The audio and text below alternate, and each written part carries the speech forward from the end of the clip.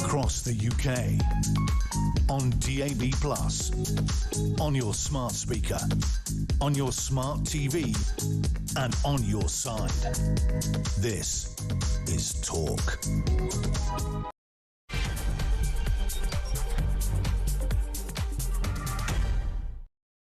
And a big thank you to Mark Dolan. Of course, he's back tomorrow morning on Breakfast right here on Talk. Loads to get through. As you've been hearing, Labour's digital ID plans forcing Brits to prove their right to work and live and even be alive, putting the UK alongside regimes like China and North Korea. What the hell is going on? We'll be speaking to many voices on this, including the Tony Blair Institute, a little later in the programme. Also this afternoon, Keir Starmer has admitted ignoring immigration concerns as Britain's population jumps 750,000 in a year. 98% of that number is down to immigration. Labour's weak approach has left borders wide open. What does it mean going forward? And Justice Secretary Robert Jenrick, Shadow Justice Secretary even, Robert Jenrick has said he's sick of seeing Gaza flags flown on British streets, announcing that we should be one country under one flag. The Union Jack, or the Union flag, to be absolutely precise. It's rather extraordinary that you could even fly that thing when you think it is the symbol of a terrorist organisation. Very simple to address that one, but will our government care? Probably not. Everything you need to know, all the breaking news, right here on Talk 0344 499 1000. So it's coming our way, the whole big digital ID thing. Talked about this for, man alive, probably, I reckon in different variants, I've talked about this probably for 20 odd years on the radio, that it's come up in varying ways. It seemed obviously a very distant, the technology that would require it hadn't been invented then. It has now, but we would talk around the idea of a kind of a mandated identity system. And supporters say it makes sense. Digital ID is merely the obvious and organic evolution of our times. Back in the day, some folk got itchy about the printing press when that was invented. Don't be fooled by the arguments about books. This is about logging your data for the rest of time, they said. Back in the year 758, or something like that, others lost their mind when local councils started logging people's addresses. Everyone had a number, even a street name. But then we'll know where we all live, shouted the detractors, not unreasonably. Think about how weird that would have been at the time. And then just about any form of ID has had the same kind of debates. A passport, just to jump on a boat and go from one bit of land to another. A passport, a documentation, really? Are they serious? This is Big Brother. The arguments around state tracking, logging or databasing information has always been with us. It's always been a point of debate. And frankly, so it should be. It's a crucial point. But of course, now we live in a digital world where those arguments are more pressing than they ever were, given the vast array of options and capabilities that the word digital opens up, specifically when it comes to personal identification and information. Don't let anyone tell you that digital ID is merely a bigger version of someone checking your gym card or your library card. This is different level. It's ID with booster rockets.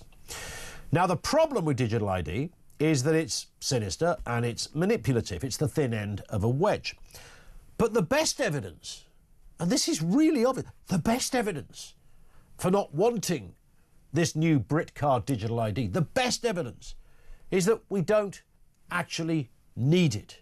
We already have all the tools in the box, from tax codes to national insurance numbers, driving licence, council tax records. You can pay with your fingerprint, go through an airport with your eyeball. The list goes on. We don't actually need it. There's no purpose for it. All the stuff about, I mean, this stuff, does Keir Starmer really think we're that stupid? This will help solve illegal immigration. No, it won't. Not in a million. Why would it? Look what we've already got. In theory, you're not meant to employ anybody who hasn't got a national insurance number and all the relevant documentation that would go. You know, an address, for example. You need all of this stuff. It all gets checked out and away you go. We have loads of people working in the sort of the wings of the dark economy right now in lots of different ways. they're already doing it, despite there being legal requirements to provide some sort of identification. So if Keir Starmer's Britcard super dream comes into play, it's not going to make any difference. Those that are hell-bent on staying under the radar will stay under the radar, right? I mean, it's kind of that simple. Also, it's going to cost a lot of money, digital ID. Do we need to spend all of that money? It's going to take years to put into action. There's also going to be all the issues of it not working. And not working properly. Sorry, you can't check into this hotel, or you can't have your car service because your digital ID isn't working. There's hacking issues. There's all manner of sabotage problems. Businesses that will have to update. I mean, it used to be costly just to get your letterhead changed on your stationery. This is new level stuff. And fundamentally, it won't stop illegal immigrants. So there's all of that. Give me the plus side. Come on, throw me the plus. We will talk to the Tony Blair Institute in the next half an hour, and maybe they can shine some light on this. What is the greatest threat of digital ID? So we know digital ID clearly is of massive concern, and rightly so. But specifically within it, what is the greatest threat? Let's get a word on this and the other big stories of the day. Oscar Redrop is back with us, former number 10 advisor. Listen, Oscar, good afternoon, by the way. Nice to have you with us again. Good afternoon, Ian. And it's worth starting, of course, with the big news of this is absolutely everywhere. Of course, this has been talked about for a lot of years. About 3:30 yesterday afternoon when we were on air, we got the confirmation that this announcement was going to be made. Labour's mandatory digital ID plan is out there. Many calling it a dystopian nightmare, forcing adults to prove their status for jobs and rentals and goodness knows what else. Starmer calls it modernisation, but Britain doesn't need Big Brother-style control. Let's have a listen to what our Prime Minister said this morning. This government will make a new free-of-charge digital ID mandatory for the right to work by the end of this Parliament. Let me spell that out.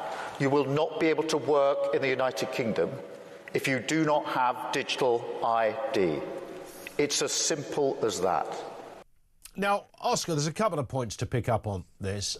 Firstly, thank you, Keir, for making it free. It's very generous, isn't it, that he sort of used that as almost... free of charge. It's like a selling point. Hey, don't worry, it's going to be free. But the second bit, if you haven't got digital ID, you can't work in the UK. Well, so does that mean a German or an Australian can't...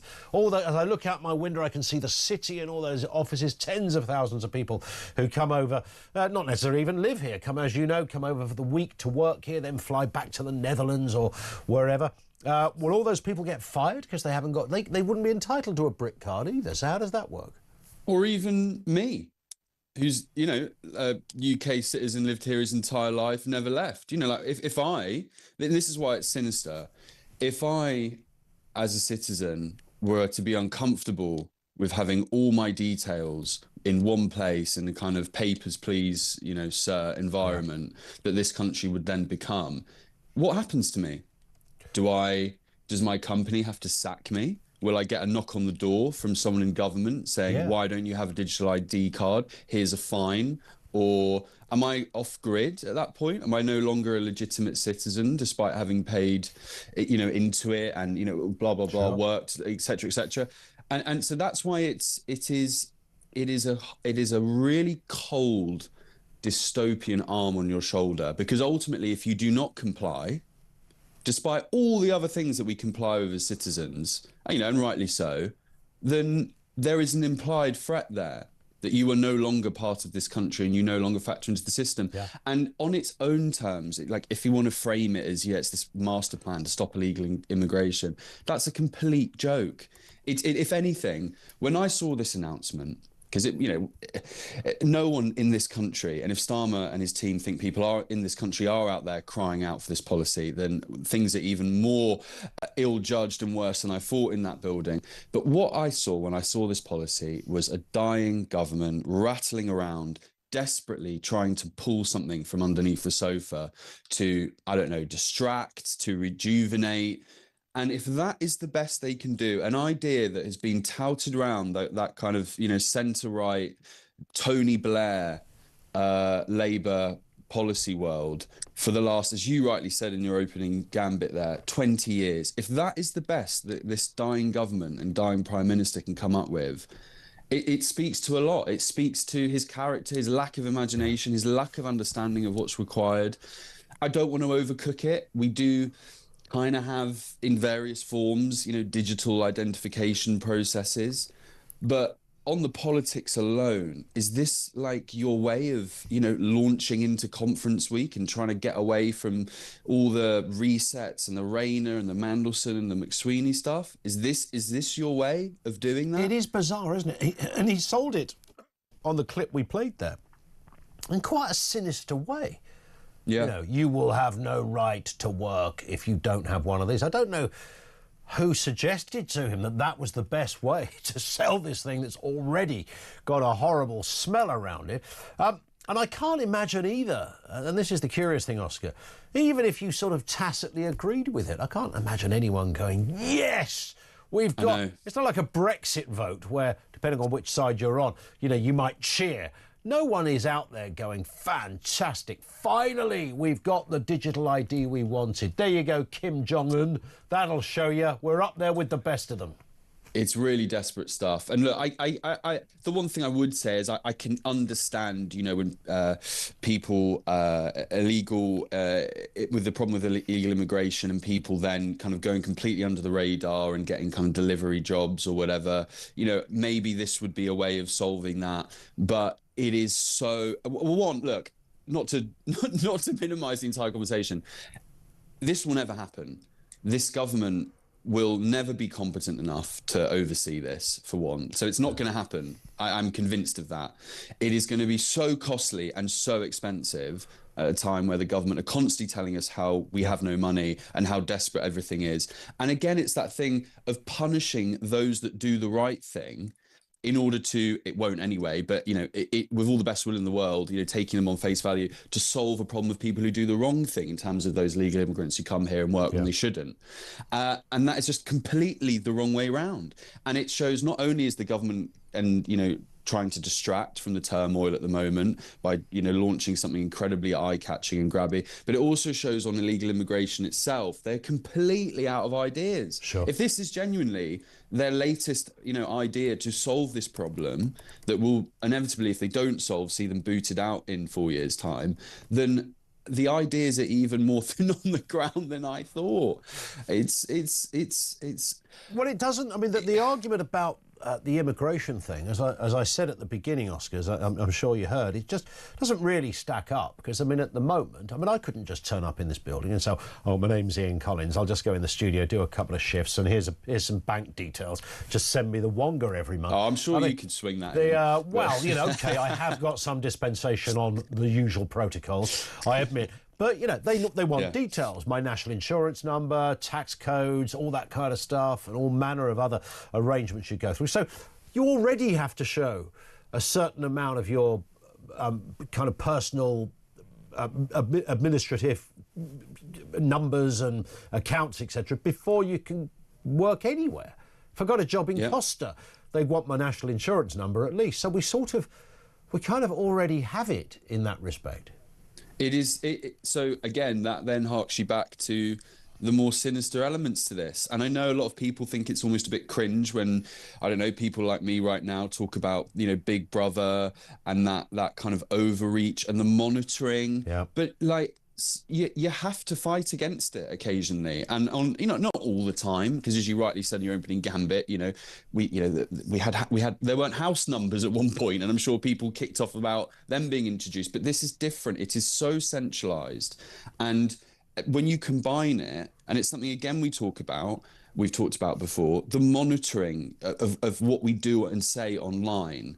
And how that has increased starkly under this government. You combine the two, and I think it's a really scary precedent, really scary. The people in this country should be trusted, in terms of those that do the right thing should be trusted. There are so many hoops and so many hoops we have to jump through as citizens. And I think most people go, you know what, that's fine, that's okay. Yeah. And, I'm proud of this country and I'm happy to do that. But why would I trust? I'd like callers or listeners and viewers to, when did a completely, over every single citizen kind of blanket centralized system work? Correct. Yes, that's a great. And it pains me to say that, but even with something like COVID, we saw so many issues with that, and I think in many ways, I mean, God, people resisted that, and you know, there were, you know, for many reasons that were probably fair enough, but that was in the white heat of a, you know, a complete unprecedented crisis. But this is just this is a political tool almost, just to dig him out of a hole. So you don't think this would have come in under another party? You don't think if the Tories had carried on? Because again, the idea gets floated around, and often around the kind of civil service aspects of different departments, Home Office and other ministries that might consider it to be, you know, a useful additional database for what they're doing, NHS, whatever. So it's floated around regardless. Can you imagine, had Rishi Sunak won the last election, would he have introduced this? No, not quite. Someone like Rishi may have had, you know, may have flirted with the idea in his head a little bit. Maybe. I could see that. But he wouldn't have done it. He wouldn't have done it.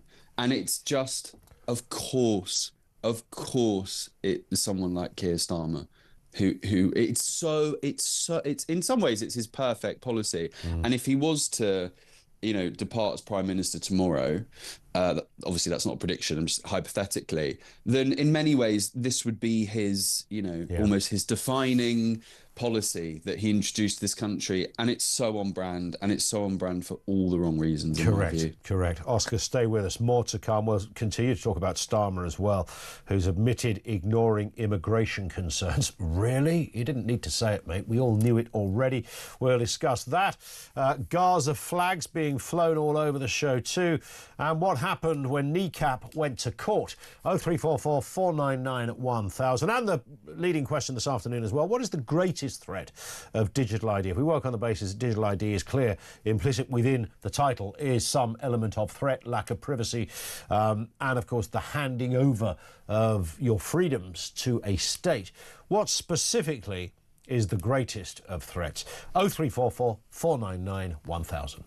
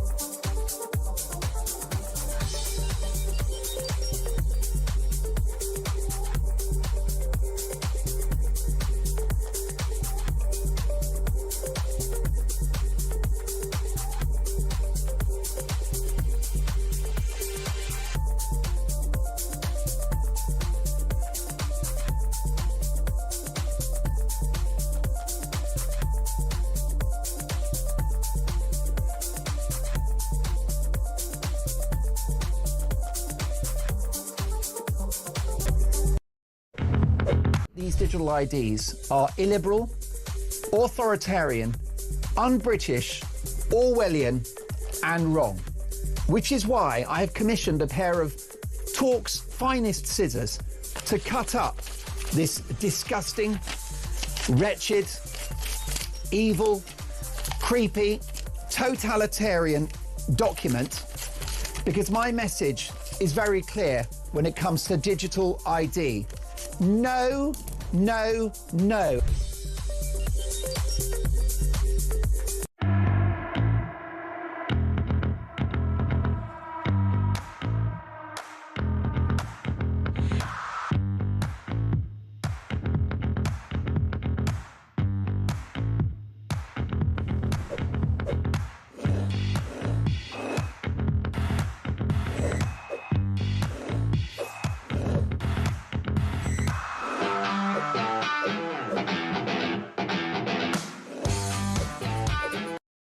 across the UK, on DAB+, on your smart speaker, on your smart TV, and on your side. This is Talk. It is Talk, 0344 499 1000. Alan in Ollerton says, if migrants were stopped, then we don't need ID cards. You will never stop black market labour. Visit Leicester, says Martin. Yes, that's it, isn't it? I mean, you're not going to stop people illegally working in a million years. When you watch one of those border force programmes and they go into what looks like a sort of an innocent, fairly innocuous Chinese takeaway, but then they discover out the back there's a false wall, and they knock the wall down, and the 17, young Chinese guys making iffy cigarettes or something out the back. I mean, they got here, they're working, they're getting paid. That's not going to stop. Oscar Redrop is with us, former number 10 advisor, of course, when Boris Johnson was Prime Minister. Let's move to this story, Oscar. Keir Starmer admitting ignoring immigration concerns as Britain's population jumps. I was genuinely surprised at this stat. 750,000 in a year, 750,000. 98% of that number is from immigration. Labour's approach has left borders open. Let's just have a listen to that approach that they've talked about many, many times. Here it is.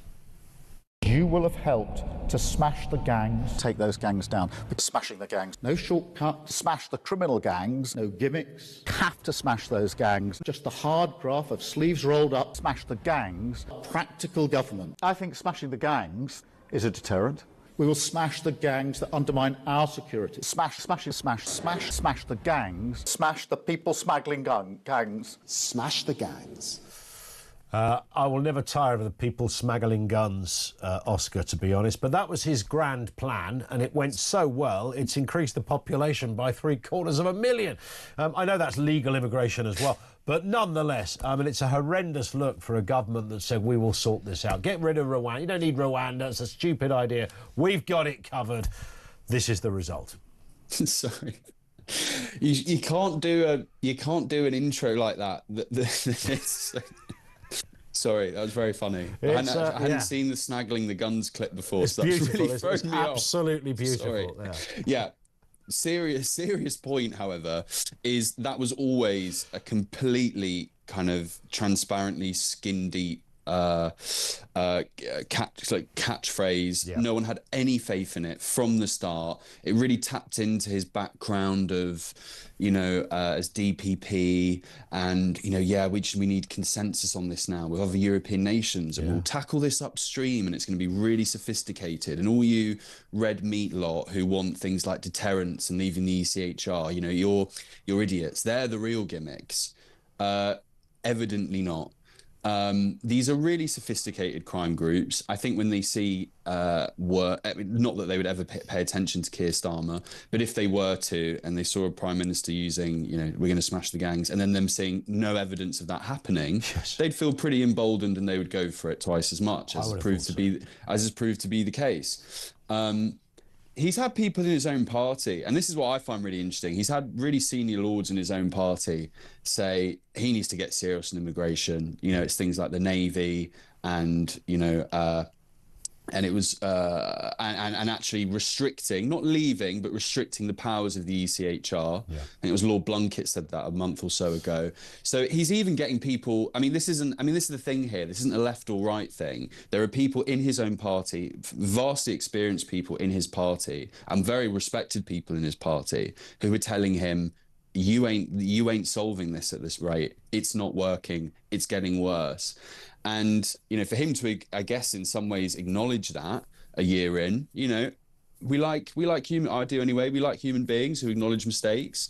But unless he uses things like restricting those powers, uses real world deterrence, he will continue to fail. He will continue to be outflanked by reform in particular.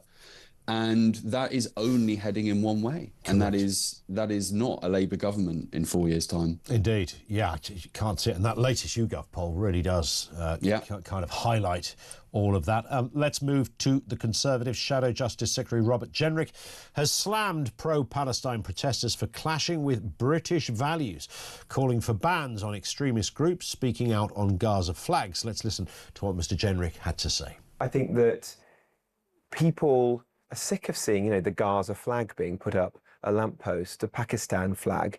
A couple of weeks ago, I went down the road from here in Newark and put up Union flags on lampposts for a couple of hours, and car after car, HGV drivers, van drivers were honking their horns. They were saying, good for you. People want us to feel pride in our country, and in order to do that, you have got to integrate people properly and expect that everyone who comes into our country cherishes our history and our heritage and our culture. Should there be this ban of putting up the the Palestine flag then in public buildings or in the... Well, look, I don't want foreign flags on public buildings. Yeah. I don't want to see them on the streets. Fairly reasonable stuff, isn't it, Oscar? Nothing controversial about that? Well, it's interesting. Just on his communication and presentation style there,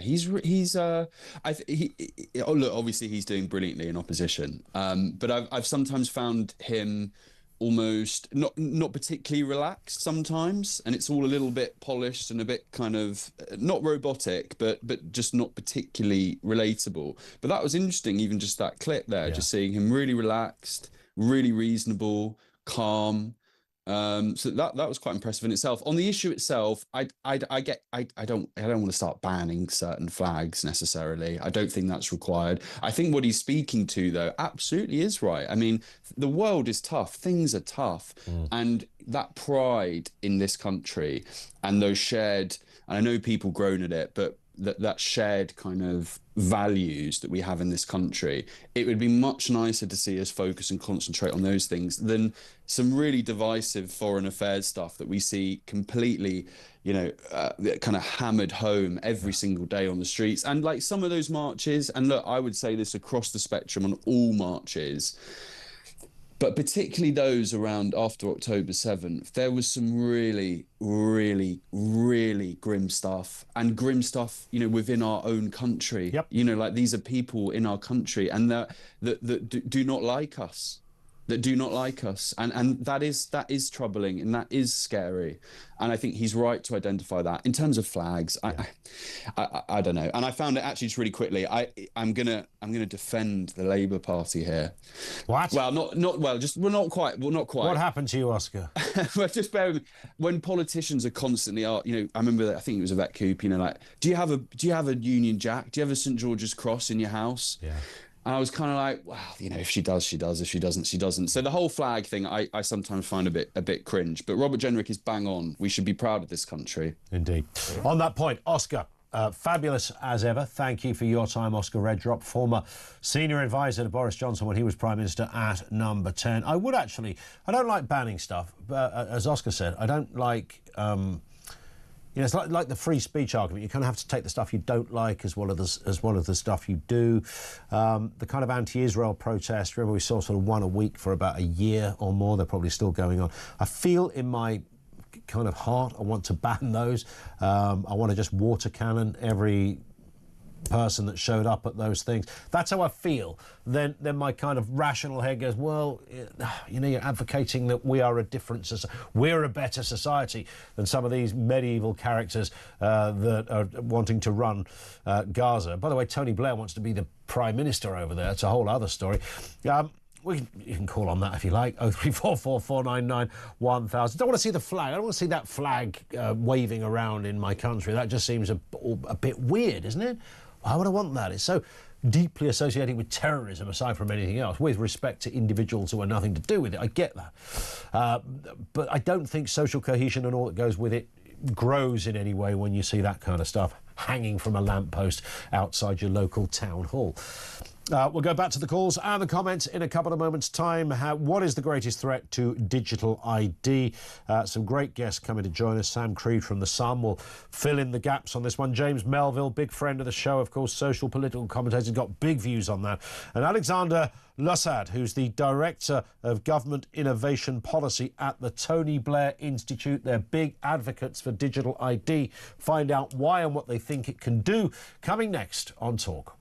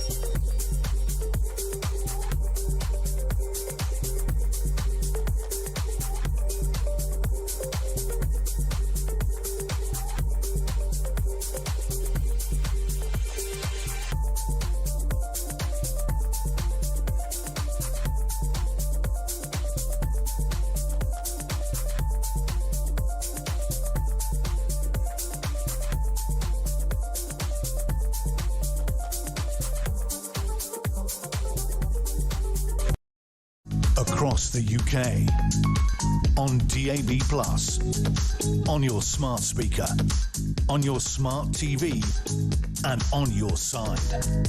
This is Talk. This is Talk 25 to 2. Now, Labour, as you've been hearing, wants to impose mandatory ID cards on every adult, using illegal immigration as, frankly, an excuse. Critics warn this invasive scheme threatens privacy, could punish the vulnerable. Keir Starmer, however, says it's modernisation. Who is agreeing with this? Is it Big Brother style?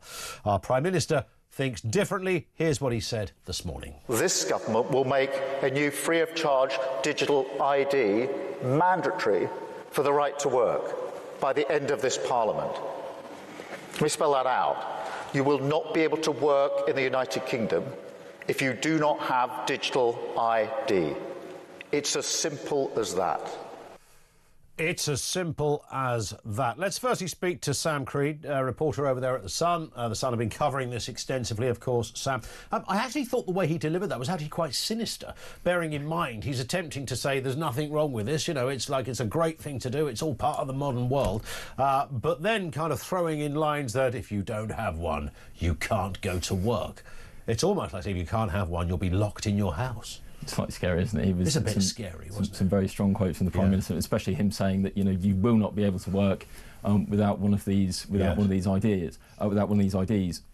It's very, you know, he's made it very clear, and it's almost, it seems a little bit sort of paving over sort of cracks that we've seen. And obviously, you know, you've got the scourge of illegal migration, and I think we had in the last week, more than 1,100 people have come in, and the Sun. Obviously, we did that investigation this year. That's right. Led where we had the migrants were coming in, these over the channel. Within hours, they were being set up. They were driving. They were riding illegally these bikes and delivering for Deliveroo, Just Eat, Uber Eats, that kind of thing. So the goal is obviously to challenge this, but the Prime Minister, you know, whether that is actually going to tackle that it remains to be seen. I mean, it really doesn't, and you don't need to know loads about the kind of deep layers of immigration to know that it's not going to stop people coming over on a boat, because those people haven't got any ID now anyway. You know, so you in theory you wouldn't have that stuff. So if you got here, then one would assume the same thing would happen then going forward as happens now. You'd be somehow processed, they'd put you in a hotel. The fact that you haven't got a Brit card, which you wouldn't have to begin with, so it's kind of nonsensical in that respect. Yeah, and I mean that's a really good point, and also the fact that, you know, how are they going to enforce this? That's the main question I think that the government has to answer, because, you know, you've got maybe some dodgy car washes or a dodgy barber shop somewhere. How do we know that they're going to enforce that? You know, there's no way of us knowing for sure that they're going to be checking for this ID card, and how are they going to police that? And also the main concern for people as well, with all these recent cyber attacks, is all our information going to be safe? Well, that's also true, isn't it? And I guess, you know, we'll talk about this more with our next guest, but you know, there's always that concern that once you sort of start the database, once you have all of that apparatus in place, then it's not so much somebody go, oh, it's just going to be your passport and your national insurance number. On the face of it, you can go, that's a fairly sensible thing to do. Whack it on the phone. I've got a wallet. I've got cinema tickets in there, flights, all manner of bank accounts. You know, it's all there. Makes sense, doesn't it? But it's what happens going forward that scares people. You know, what happens to that data? Can it be used against you in some kind of way? How are you going to be tracked on what you buy in terms of, you know, in the supermarket? Will your phone bleep and preclude you from booking a flight, for example, if you've had too many flights that year? Of course, and you know, the Big Brother Watch today have sort of labelled it Orwellian. You know, it's that kind of where's it going to go next? The government have said it's going to be you'll be able to use it for sort of childcare, welfare benefits, that kind of thing. But it's sort of going forward as well, as you say, how they're going to use that. Is it going to be leaked? Are they going to be looking at our history? You know, how is it all going to sort of going forward? And I think Labour don't know what it's going to look like yet. I think we had the Culture Secretary came on this morning, and even she was sort of getting it wrong. She said it wasn't going to be mandatory, but the Prime Minister said it will be. So there's still lots of. It's got to come together, and it's still very much in the consultation stage. But absolutely, it's difficult to see how it's going to be really enforced. Yeah, indeed. Sam, thank you. Good to see you. Sam Creed from The Sun with us on the programme. They've been writing and covering this a lot today, and there's more to come. Get online, have a look at The Sun's website and catch the latest on all of that. Thank you to Sam. Let's get a word from James Melville, social and political commentator. James, it's interesting, isn't it? I think you and I have spoken about this about 100 times over the last few years. But actually, here it is. It's kind of, we've now got the official announcement of what we knew was coming. Yeah, the so-called conspiracy theories of 2021 have come true, and it's a harsh reality. And we have spoken about this a lot. I think there's a bit of a surprise about how far Starmer has taken it, how quickly he's taken it, and the words that he's used. It's authoritarianism on steroids. It is Orwellian. I don't think Britain should be a show us your digital paper society. I don't think there's a need for this. There is aspects of verification that we already have, national insurance, driver's license, but this is framed around illegal migration. It won't solve the problem.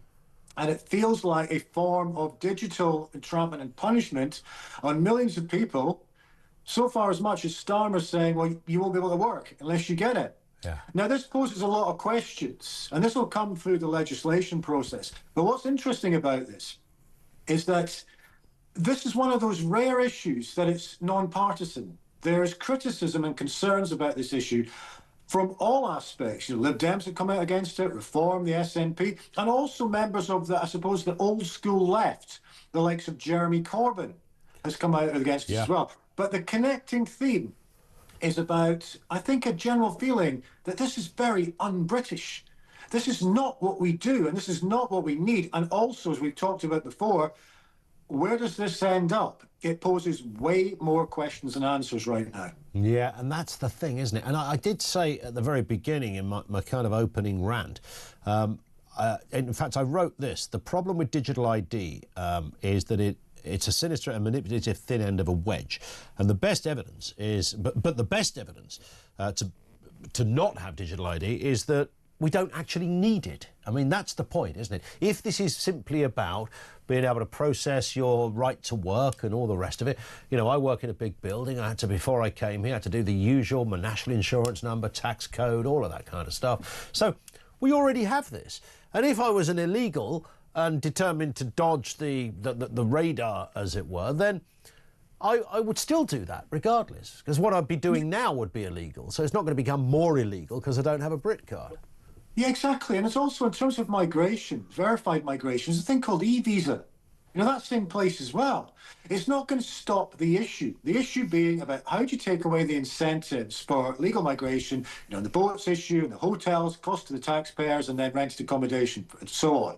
That's the problem. The incentives are still there. This is a classic example of there is a problem. We're going to provide a solution that effectively creates loads of unnecessary problems. And one of the other aspects of this is, where does this end up? You know, it starts with something like this, around the auspice, I think, from a manipulation point of view of illegal migration. But what else gets added onto this in the future? Does this get linked into, for instance, central bank digital currencies? Or almost like a form of a social credit system about, you know, good behavior and bad behavior deemed by the government. There's also another problem, and that is about where is the data going to go? You know, is it going to be safe? How much is the taxpayer going to spend on this, and who gets the revenue streams for that? Do you remember Test and Trace? The so-called £37 billion, you know, why else didn't happen? You know, it's taxpayers' money, so taxpayers are entitled to ask a lot of questions on this. And another thing that's a key component of it is no one voted for this. This was not in Labour's manifesto. And I think on this issue, this could be Keir Starmer's version of poll tax, because it's very, very interesting that the call-outs and the criticism aren't just coming from the usual sources on this. They're coming from right across the political spectrum. And I think this is a good thing, because it's going to be an easier thing to debate than aspects of the digital ID that's attached to COVID, like vaccine passports, which was completely illiberal anyway. But this is about the relationship right now between the people and the state. And if digital ID in Starmer's compulsory form crosses the line, then I think that relationship between the people and state changes, and changes in a very, very warped and dystopian way, and in a way that no one voted for. Yeah, I think that's spot on. And you might imagine that's the last thing Keir Starmer needs at the moment. He's already on fairly wobbly territory. James, always a pleasure. Thank you very much indeed. James Melville, social and political commentator. Let's get a word from Alexander Yossad, Director of Government Innovation Policy at the Tony Blair Institute. Alexander, good afternoon to you. Good afternoon. Thanks for having me on. It's a pleasure. Nice to have. It's always good to get clarity on these things. And I say this because the Tony Blair Institute, along with Tony Blair himself, have long advocated for this. I looked at your website just a little earlier. There it is, the big story with prominence. Time for digital ID, a new consensus for a state that works. Interestingly, by the way, it was written a couple of days ago before this announcement. So I don't know whether that's a coincidence, but I know it's something that, you know, you guys feel very strongly about. Why do we need it? We need it because it will help us to fix the state. We need it because Britons, when you ask them, actually support it. Even among reform supporters, we find that support for digital ID is 2-to-1 to opposition. And this reason for this is because people understand that public services are in trouble and that the country needs real change, a real fix. Digital ID won't be a silver bullet. It won't fix everything.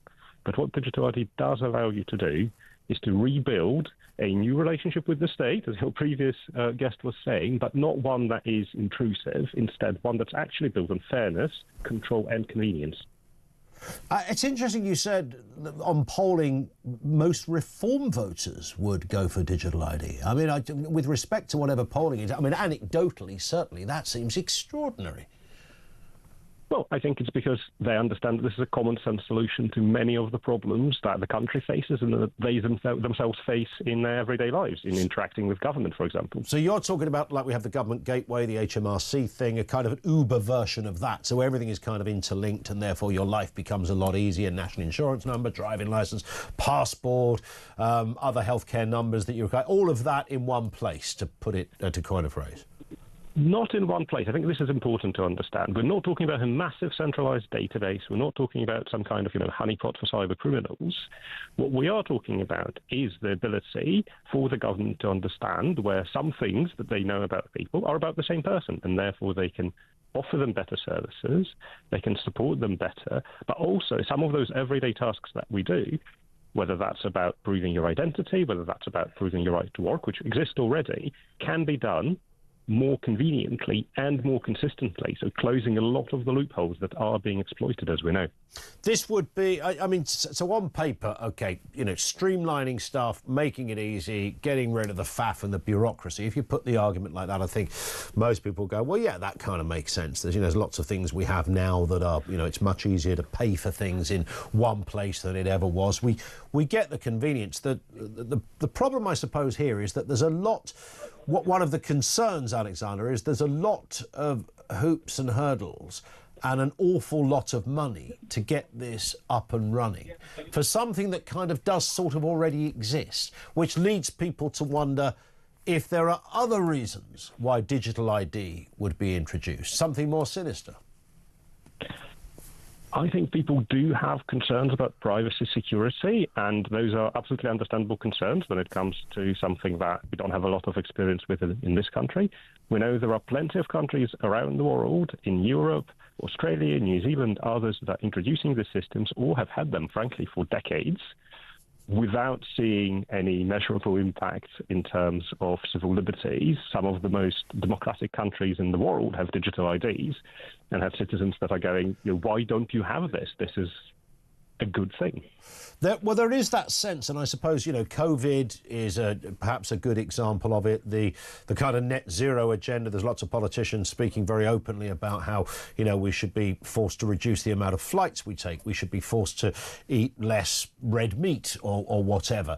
The contention on this one connected to digital ID is that it could ultimately be used for areas of state control over things, what we buy, what we can do. Oh, look, you filled your car up with too much petrol this week. Your petrol allowance has now been removed, and digital ID would be interconnected with our payment system. It would know that, so it would stop you. That must have been a conversation you've had in the Tony Blair office, surely. Well, it's a conversation that, I have with people on different sides of the issue, because this is one of those questions that we do need to debate publicly. And I'm really, really happy, by the way, that this announcement has now made this into a real debate where we can have this discussion. But let me just say, on this issue of control, I think this is the wrong way around. I think what digital ID done well can give you is more control as a citizen. Because imagine this, you can see what information is held about you, why it's held, who's having access to it, and again, why are they using that information, which, for example, means that if anyone is misusing your personal data, at the moment, you can't tell because you don't know what's there. Right. But with a digital ID, if there's a audit log, you can see, that person has looked at my information. Why did they do that? We know in Estonia they fired people from the civil service for doing that. But if it was something that was kind of government mandated, so, for example, the amount of, petrol or air miles or something like that, can you envisage, Alexander, a time when digital ID could be used by the state to curtail your behaviour? In the UK, I'll be honest with you, no, I cannot, because we are a democratic country. We have checks and balances. We have a parliamentary democracy. We have a healthy public sphere where we can have these debates out in the open, and that is exactly what I hope we will do. I've heard Tony Blair himself refer to giving up a certain amount of privacy in exchange for a far more streamlined system, and he doesn't shun away from the word global, that like it or not, that's the world we're now in. These are kind of, I'm paraphrasing here, and to be interconnected with that world makes sense, and if you don't connect with it, you're going to get left behind. So there is a surrender of some privacy here, right? What this means is recognising that at the moment, private citizens do this all the time in their day-to-day lives. You use your Tesco card, there's data that's captured there, and you get a benefit from this. You go online, there's data that's captured, and hopefully you get a benefit from this, but actually you're exercising a lot less control over this than you would with a government digital ID, because there will be democratic accountability over how it's used. My Tesco card, of course, gives me a reduction on things, and that's fine.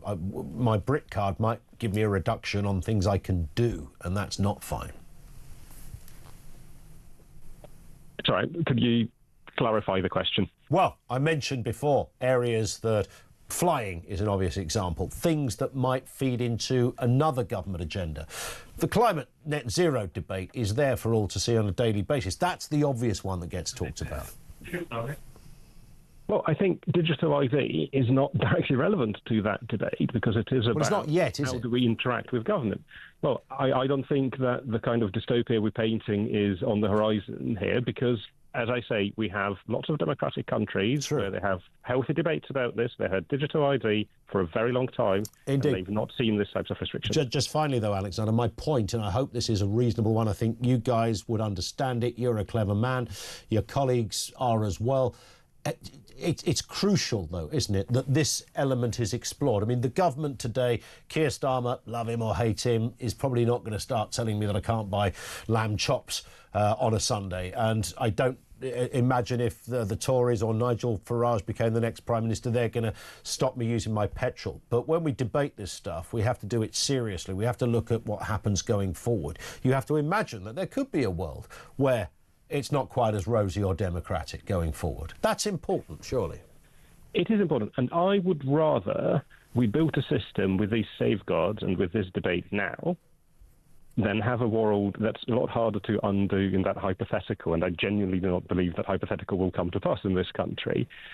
But to entertain it for a second, I would say that I would rather have a system that's built with safeguards today than for that, tyrannical government you're describing. Nothing would stop them from doing that in the future. But I don't think, genuinely, this is where we're heading, because people will be in control of their data, and we have democratic accountability in this country. We will watch with interest. Let's speak again, Alexander. Lovely to have you on, sir. Thank you. Alexander Yossad, who's Director of Government Innovation at the Tony Blair Institute. They've been well behind this for a long, long time. It is interesting. They wrote that story 2 days ago. The government only announced it yesterday. I'm just saying, all right? 0344 499 1000.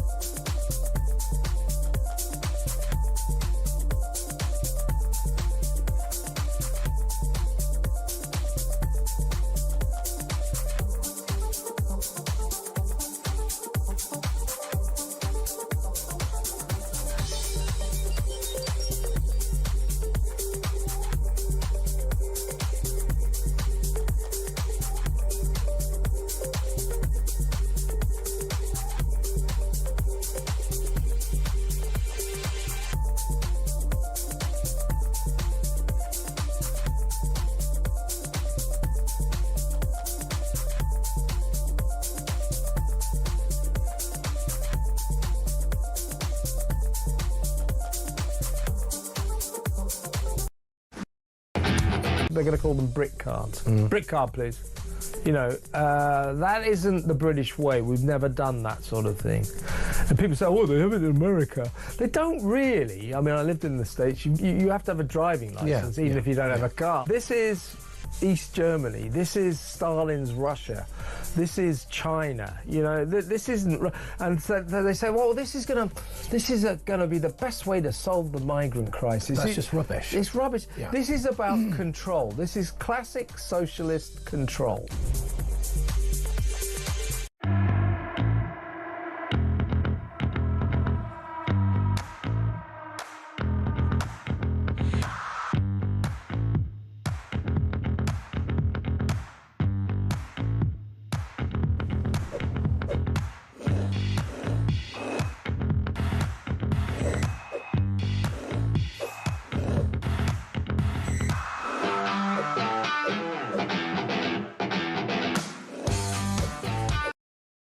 Across the UK, on DAB+, on your smart speaker, on your smart TV, and on your side. This is Talk.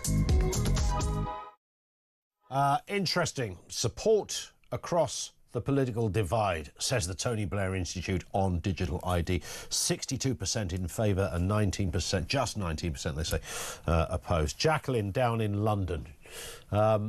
Did we swipe your ID card before you came on, Jacqueline? Because if we didn't, we can't speak, I'm afraid.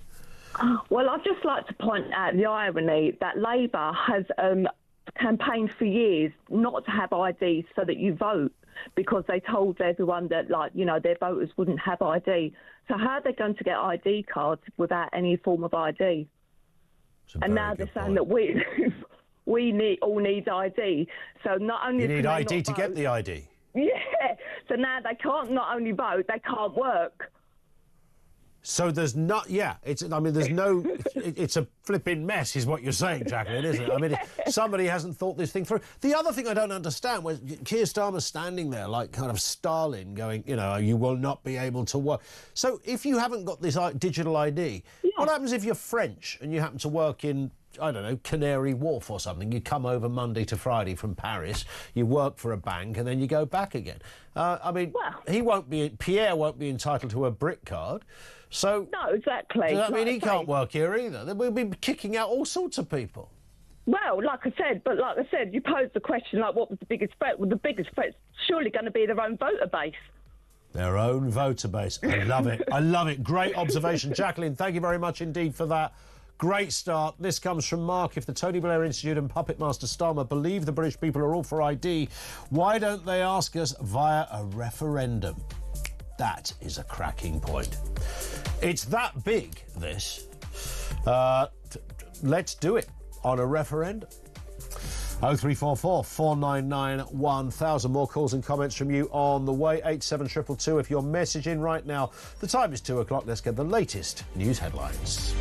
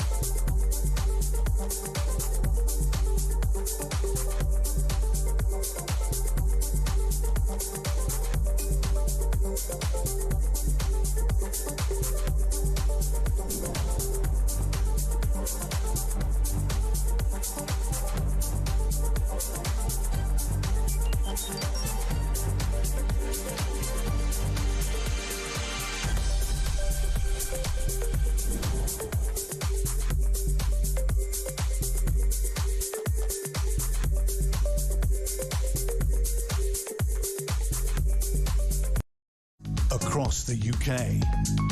On DAB+, on your smart speaker, on your smart TV, and on your side. This is Talk.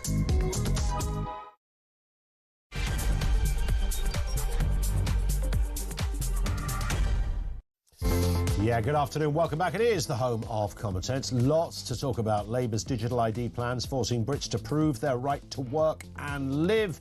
Apparently this puts us alongside other great countries who do this, China and North Korea being two of them.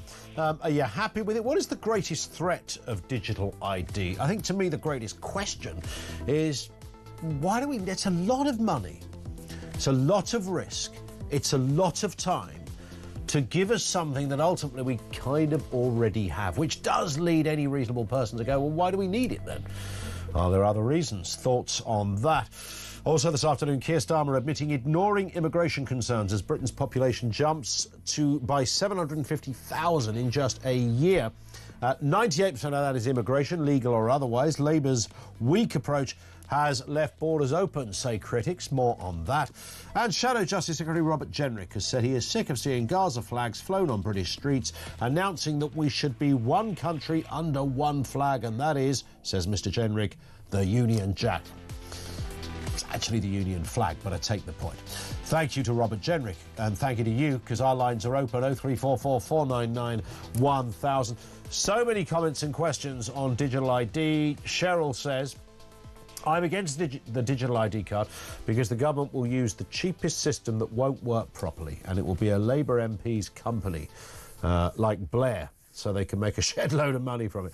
Well, there's always that as well. I mean, the level of bureaucracy, the level of technology is so enormous on this. I mean, they haven't really... It's got to go... You have to go through consultations and a parliamentary process and some kind of vote within that, depending on which system they use. So, yeah, there's all of that.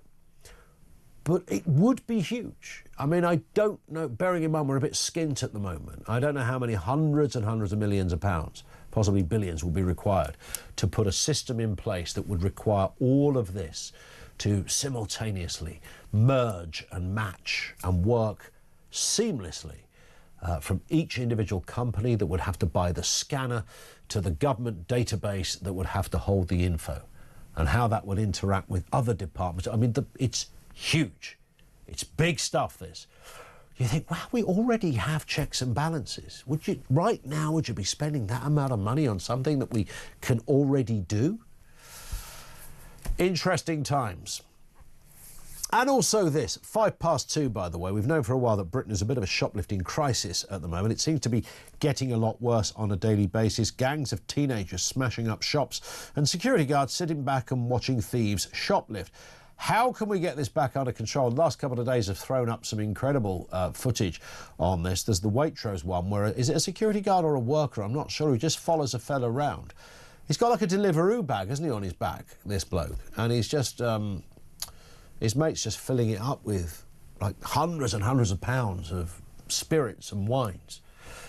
And the guy in the shop just follows him around and then follows him to the door, and then he walks off and he doesn't follow him anymore. What the heck is going on? Let's speak to Danny Shaw, Home Affairs commentator, former advisor to Yvette Cooper. Danny, good afternoon to you. Good afternoon, Ian. Hi. Always nice to see you. I mean, this is not an entirely new subject. We just seem to be seeing more videos of this stuff. And there is this suggestion, of course, over the last few years that the police don't really turn up, or they haven't got time to turn up for things like this, whether that's because shops no longer call them or whatever. But we're certainly seeing what I think we couldn't have imagined a few years ago, and that's people nicking a lot of stuff with impunity. Yeah, and the more you see that footage and those images, the more it encourages other people to do it, and it's creating a spiral that we can't seem to get out of at the moment. I wonder if we need to look at some radical ideas, perhaps giving security staff in supermarkets and stores the powers to detain people. At the moment, they can't even search someone without their permission, or whether it needs, the use of volunteer police officers known as special constables. Could we use more of them to do this kind of work, perhaps with a bit of money from from the security, from the supermarkets themselves that could perhaps pay for their deployment at more regular times. I think we have to now really, seriously consider some different options, because it's too easy for them to just go in and then get away with it. And then the police are just so bogged down with so many crimes and offending that they have to deal with, that I just think they're unable to sort of catch the perpetrators, even though there may be footage, there may be clues and evidence that they can rely on. Because in your head, when you watch this stuff, you think, there's two characters walking around, knowing they're not trying to even hide themselves, really. They're hiding their faces, but they're not trying to sort of exit quickly. They know full well that the bloke following them, and I'm sure you're familiar with the video I'm talking about, Danny, and they're just not bothered, and they're filling up this, what looks like a Deliveroo bag, with what must be hundreds of pounds worth of spirits.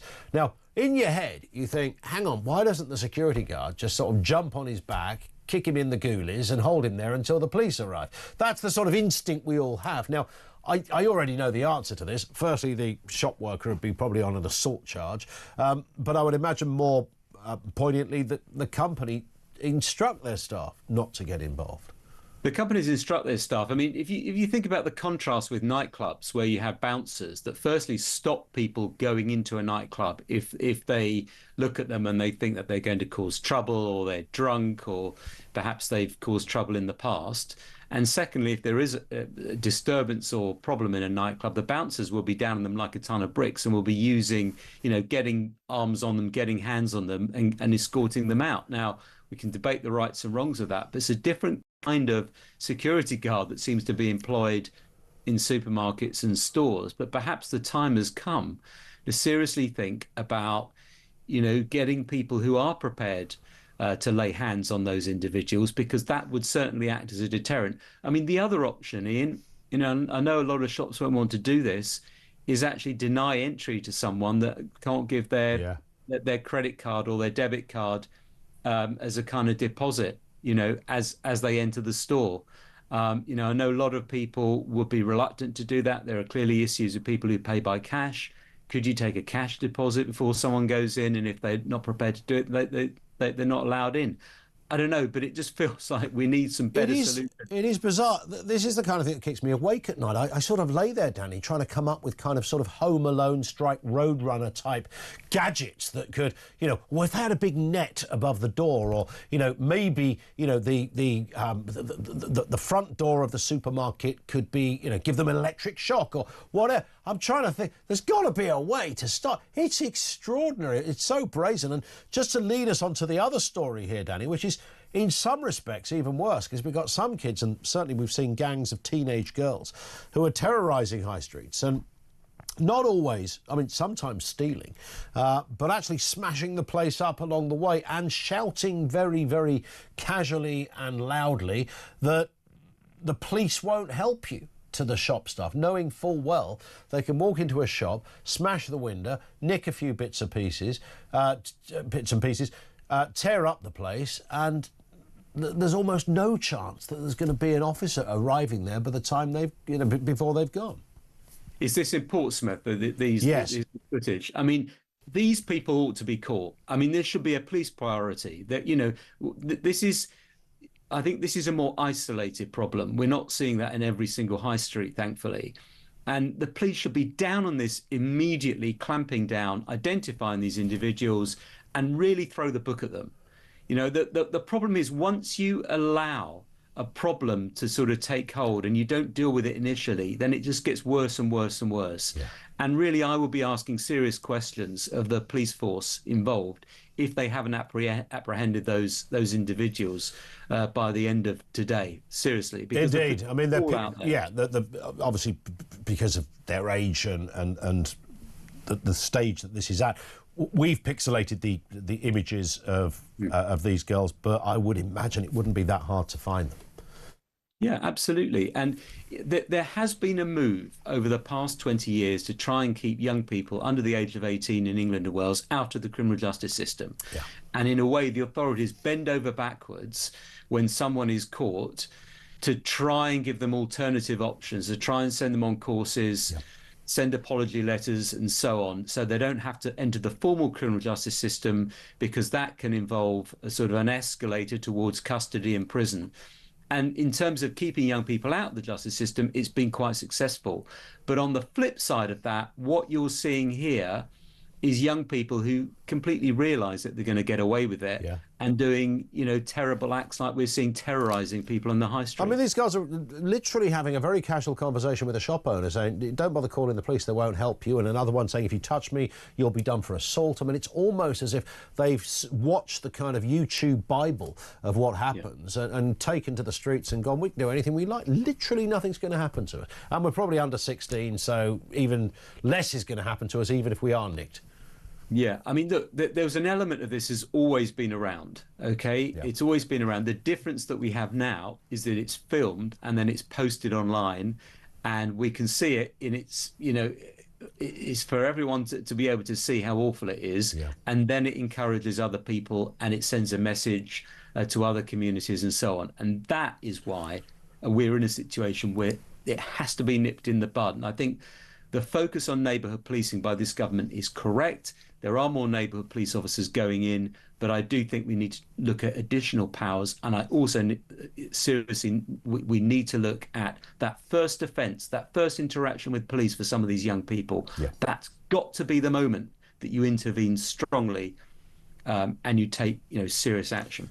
100%. Danny, always good to have you on. Thank you, Danny Shaw, Home Affairs commentator, policing commentator and former advisor to Yvette Cooper when she was Shadow Home Secretary. The footage is extraordinary. You put yourself in the position, don't you, of the security guard, and you think that's why I'm not a security guard in a supermarket, because I would literally just pick up a leg of gammon or leg of lamb and whack it over the bonce of anyone that was doing that. You get that. It's so frustrating. You think, no, I couldn't do that job because I would end up being nicked for assault, because I'd be so angered at these filthy, thieving, whoever they are. There's names we cannot even utter on the air. But you know, I think I speak for all of us here. You go, I would absolutely, you'd be up against a wall, mate. You'd be eating that thing you've nicked, let alone nicking it. I mean, it's beyond belief when you see it. I think if you'd shown our forefathers that, if my nan had seen that, I think she would probably die of shock just looking at the footage, thinking that that's where she's living among people who do that. It'd be terrible. It's literally Wild West territory. Back to your calls. Digital ID. What is the greatest threat of all the threats? What's the greatest one on digital ID? Big subject today, of course. David is in Kent. What are you thinking, David? Hello. Hello, good afternoon. Hi. I'm a landlord at Let property in London and northwest Kent. We're supposed to do, well, we do right to rent checks on people, so right to rent in the UK. Now, everybody should be doing that. But here's the thing, this is the stupidity of this proposal by Starmer, or was it Tony Blair behind him probably, or someone else behind them. The rogue landlords, they're not doing that. They're not, no more than they're doing the gas safe certification, supposed to be every year. They're not doing the electrical performance certificates, which is every 10 years. They're not doing the domestic electrical one, which is supposed to be every 5 years. They're not doing any of this stuff. They're not doing the checks. They're probably letting to people who are also going out to work illegally and so on. Absolutely cannot understand the logic here. Half a second of thought, this proposal, certainly in relation to the landlord sector, and I suspect too for employers, isn't going to stop anyone at all. It's absolutely nonsensical. You had your man off from the Tony Blair Institute. I just walked away because I hope you're going to give him a hard time. I don't know what happened there. But he wasn't actually saying anything in terms of how it would achieve its objectives other than a load of... Yes, it won't. I mean, all of the flaws that already exist in the system will still exist in the system. Correct. Yeah. And you don't need to be an expert on digital ID or anything to know that. It's bloody obvious, right? It's absolutely clearly obvious. And, so the idea that Starmer, or Blarmer, if you mixed him and his predecessor, the idea that Blarmer thinks somehow this is going to be and that you saw or heard, David, the way Starmer sold this, you will not work you will not be able to go to work, essentially. Well, that's just bull, because you will if you're illegal. Yes, exactly. I mean, he sounded just like, I mean, some of the stuff was, as you see coming out of the World Economic Forum. And this kind of hard, this kind of stuff. You will do this. You will have to comply. You will own nothing. But you'll be happy. Yeah. It's just this heavy stuff. It's very, just behind it, there's this nastiness. And but exactly, when he presented it, that's exactly how it came out. I just wish people would just stop and think and exercise half a brain cell here about how would it actually work, You might think so. David, great call. Thank you very much indeed for that. Some comments on shoplifting. This one from Rabaru, who says, on shoplifting, surely these people are walking in with face masks. Ban all face mask coverings. The teenage girls, I'm not even sure if they did have face masks on, did they? But if they did, I don't think they did. They would know they were being filmed. That's the crazy thing. This in from Steve in Cumbria. Perhaps the answer is to stop mask wearing in supermarkets, banks, garages, stop the wearing of crash helmets for motorcyclists, so ban mask wearing, essentially for the same reason, I guess. If these thieves thought they'd be identified, they'd think twice, apart from the one of the guys nicking the spirits in Waitrose have got face masks on, but they're very relaxed about, they know there's no copper going to show up. They are literally shopping like you would go shopping and just throwing it all into the bag, and they walk out. They don't at any point try to be urgent. They don't run at any point. They just casually help themselves. They're being discerning while they shop. It's not just a case of dragging it all off the shelf and whacking it in the bag. They're having a little gander. Oh, we'll have a little bit of that, bit of pomade, some Blue Nun maybe, bit of Johnny Walker. I mean, they're going through the whole thing quite diligently. So they've got masks, but they're not worried because they're absolutely sure that they are, going to walk away. And they did walk away and probably made, I don't know, I reckon there's, what do you reckon, Finn? 300-400 quid's worth of booze in that delivery easily. Good night's work, right? You do that to a couple of supermarkets a week, you don't have to go to work. You just get off your face on a nightly basis, sell the booze, the wicked liquor, and away you go. And when he got the Deliveroo, he's also nicked a Deliveroo bag, I would assume, unless that was somebody's order. I don't know. 500 bottles of vodka, please. Yeah, we can do that. Who knows? Some breaking news. Paul Gallagher, the older brother of Oasis stars Liam and Noel, has denied rape and a string of other charges at Southwark Crown Court. That's the latest from Southwark Crown Court in the last half an hour. Our lines are open, 03444 499 1000. This is Talk.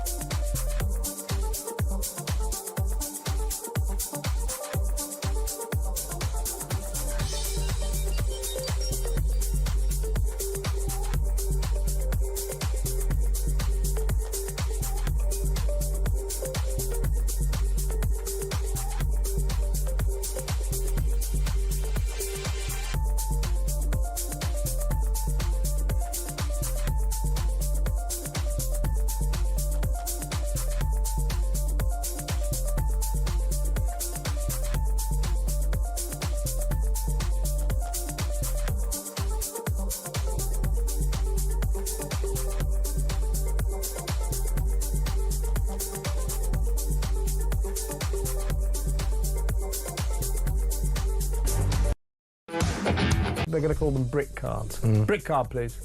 You know, that isn't the British way. We've never done that sort of thing. And people say, oh, they have it in America. They don't really. I mean, I lived in the States. You have to have a driving license, even if you don't have a car. This is East Germany. This is Stalin's Russia. This is China. You know, this isn't. And so they say, well, this is going to be the best way to solve the migrant crisis. That's just rubbish. It's rubbish. Yeah. This is about control. This is classic socialist control.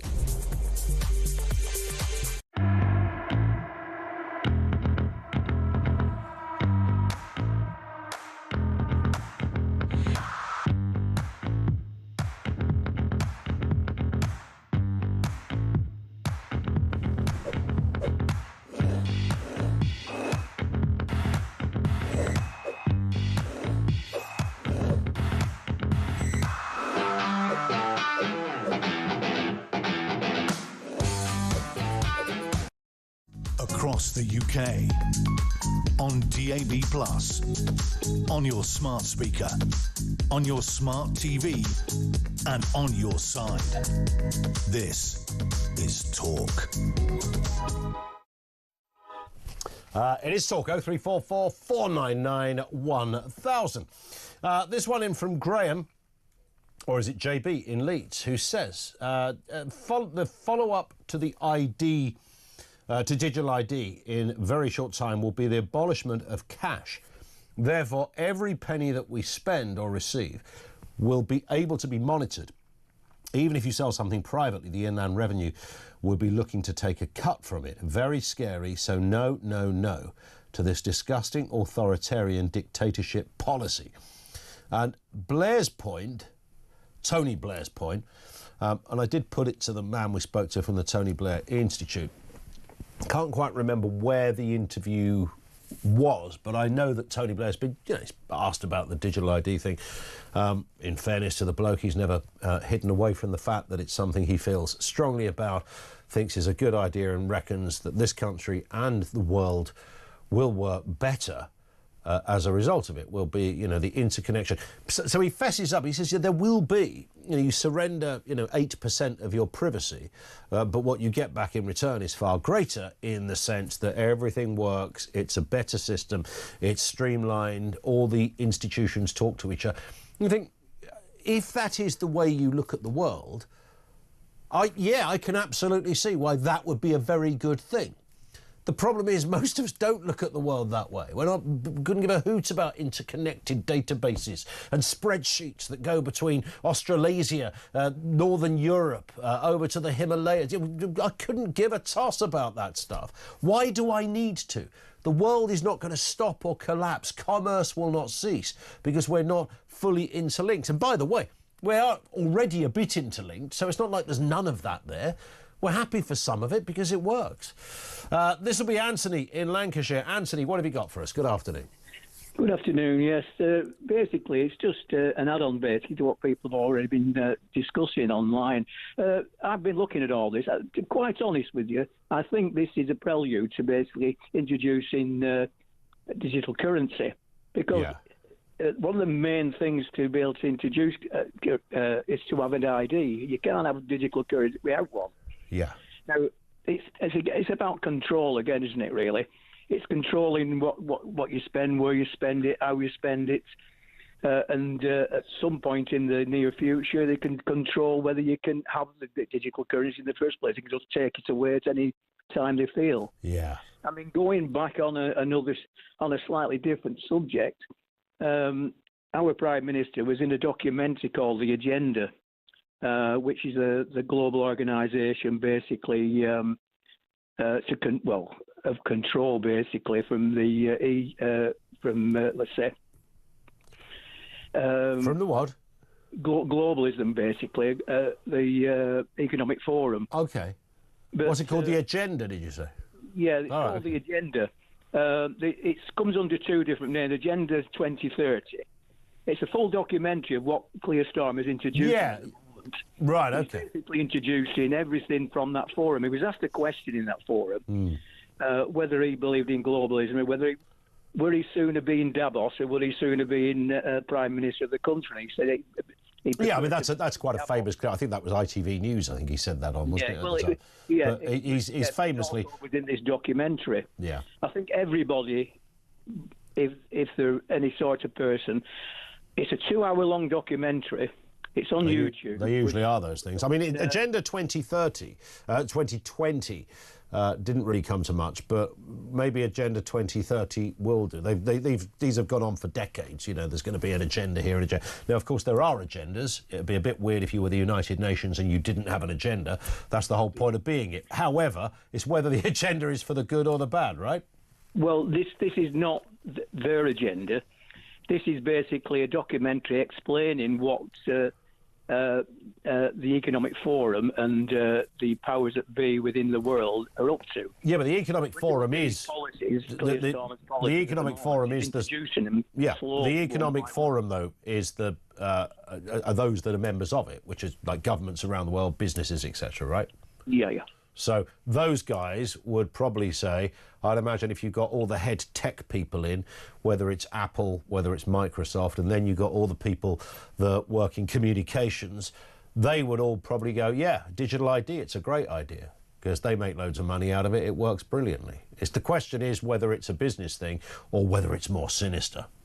Well, it is actually more sinister. I think, to be quite honest, if every one of your viewers actually watched the documentary, it's called The Agenda. I'll have a look. They come to the realisation of what's really going on behind everything. You can call it conspiracy theory, but when you watch the documentary, you can actually see it being implemented now. Yeah, it's interesting. I mean, most of those kind of documentaries you tend to see are usually a sack of old cack, and you look at them and go, right, OK, but once in a while you stumble across a beauty. Sounds like you've stumbled across a beauty, Anthony, and I will absolutely check it out. Thank you for that. I have lost count of how many documentaries, mini documentaries, lengthy documentaries. The trouble with YouTube is that it does know how to knock out a very long documentary. That Candace Owens, who wants to prove that the French president's missus is a mister, did a documentary. How long would you make a documentary on, what's her name, Brigitte Macron?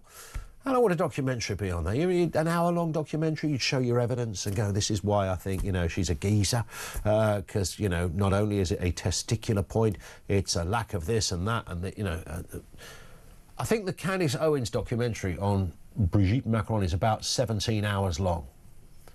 I think there's so many episodes, I'm slightly exaggerating, there's so many episodes of it, and I got through about 4 of them. I'm still waiting for the evidence. Candice, where's the evidence other than you think that this might be the case because you ain't seen a picture of the woman, as a young woman or something like that. But you often, as I said to our last caller, you often get these real nuggets and little gems on YouTube that you think, where's that been hiding? And the good stuff, by the way, if you notice this, gets hoovered up by Netflix and then slightly re-edited to be a bit tidier and a bit neater with a funky theme tune and a nice voiceover. And Netflix put it out as a Netflix original. And you think, no, it's on YouTube, mate, 10 years ago. Watched it loads of times. 0344 499 1000. Back with more of your calls in a couple of moments' time. Don't go away. This is Talk.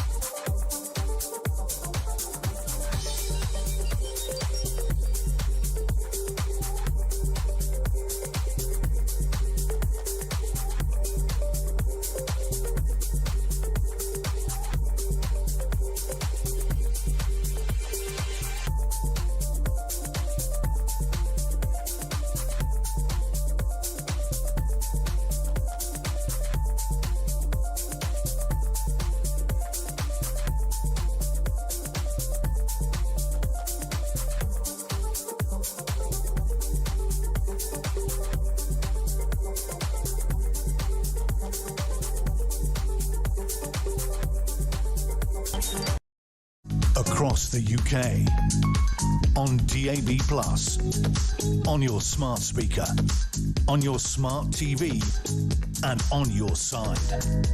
This is Talk. More of your calls on the way in a couple of moments' time. We've got loads of messages as well. Keir Starmer admits Labour ignored public concerns on illegal immigration, but Britain's population has skyrocketed, up over 750,000, 750,000, in just a year, with migration making up 98% of that increase. That's huge by anybody's reading. Starmer talks of balance and security, yet Labour's soft approach has left borders wide open, while births barely add to that growth. We're not breeding enough kids. Reform UK's tougher stance is what Britain needs to... is Reform's tougher stance what Britain needs to regain control and protect its future. Let's get a word from Jack Elson, political editor, of course, at The Sun. Jack, good afternoon to you. How are you doing? Good afternoon, Ian. Yes, just dashed back to London for this interview. I was in Brighton interviewing a cabinet minister for tomorrow, but obviously, it's much nicer to be talking to you. Of course. I mean, cabinet ministers are vaguely interesting, aren't they, on a good day? So we look forward to reading who it was and what came of it. But on this one, it's interesting. I don't know what Keir Starmer's kind of reason was on this one, that he's admitting that Labour ignored public concerns. Is this a kind of plead, look, we promise we'll do better kind of thing? Yeah, I think it's a pretty striking mea culpa, which he thinks will resonate with people, because it is true that for decades in this country, the left created an atmosphere where anybody who voiced concerns over migration, be it illegal or illegal, was dismissed basically as at best stupid and at worst, a racist bigot. And it really started with Tony Blair, who opened the door to pretty much unfettered migration, mainly from the EU. And then we saw it spike again after Brexit with non-EU migration. And often it's not just the Labour Party itself, but sort of what what people on the right would call the left-wing establishment, came up with this consensus, which they saw as written on tablets of stone, which is that migration is good for the economy and it causes growth. Now, you can take issues with that on a couple of numbers. One, we've had massive migration in the past few years and our growth has been terrible. But also, even if you don't take growth, as the headline GDP rate, migration tends to also make growth per capita go down. The actual, slice of the pie, which each person is getting, gets smaller and people get poorer as a result. And so I think Keir Starmer trying to own this territory is clearly a recognition that he'll be toast at the next election if he doesn't address it. Yeah, but some would say it's it's not in his DNA. It's not, detractors won't take this seriously because they'll say, well, it's Keir Starmer. He's doing nothing about the boats, and he did this conference earlier about digital ID, and even within that, he managed to have a pop at the old protest from the other Saturday, where he talked about the sort of the kind of people that were there, etc. I know he would say I'm not talking about ordinary members of the public, etc. But it's going to be a hard sell, isn't it, for Keir Starmer to suddenly he's had this kind of this moment, this euphoric moment of understanding. I'm pleading with you, British people. I got it wrong. Forgive me. I'm back, and I'm going to sort it. Is that a pretty hard sell for Starmer? Yeah, I think he's really trying to straddle two horses here, and he risks getting pulled apart, to be honest, in the process. Because on the one hand, he's trying to blunt the threat of reform by talking big on immigration, saying that he's radical, saying that he really wants to stop illegal migration and clamp down and wrestle down the numbers in terms of legal migration. Probably migration, let's be honest, is the issue which has really seen reform rise, and that poll lead today is absolutely staggering. But at the same time, he's never going to out Farage. He doesn't have the same authenticity factor and drive that Nigel Farage has. And at the same time, he risks alienating the left wing of his base, people that are now increasingly flirting with the Lib Dems, Green, your party, if that's even a movement at the moment. And so he risks losing his leftward flank, splintering off, if he goes down this path of trying to ape Farage's rhetoric. The problem is that if you stand in the middle of the road a lot of the time, you do get run down in British politics. And so this you know, at the moment, this sort of straddling about trying to wrap himself up in progressive patriotism, which he seems to be now trying to pitch himself as. It's a bit vague and it's a bit vacuous. He seems to be trying to sort of try and get both wings of British politics and combined in this progressive patriotism, which he talks about. But what does it actually mean? I think that's what voters are going to struggle with. 100%. And then, of course, you know, he mentions digital ID. This was a big announcement.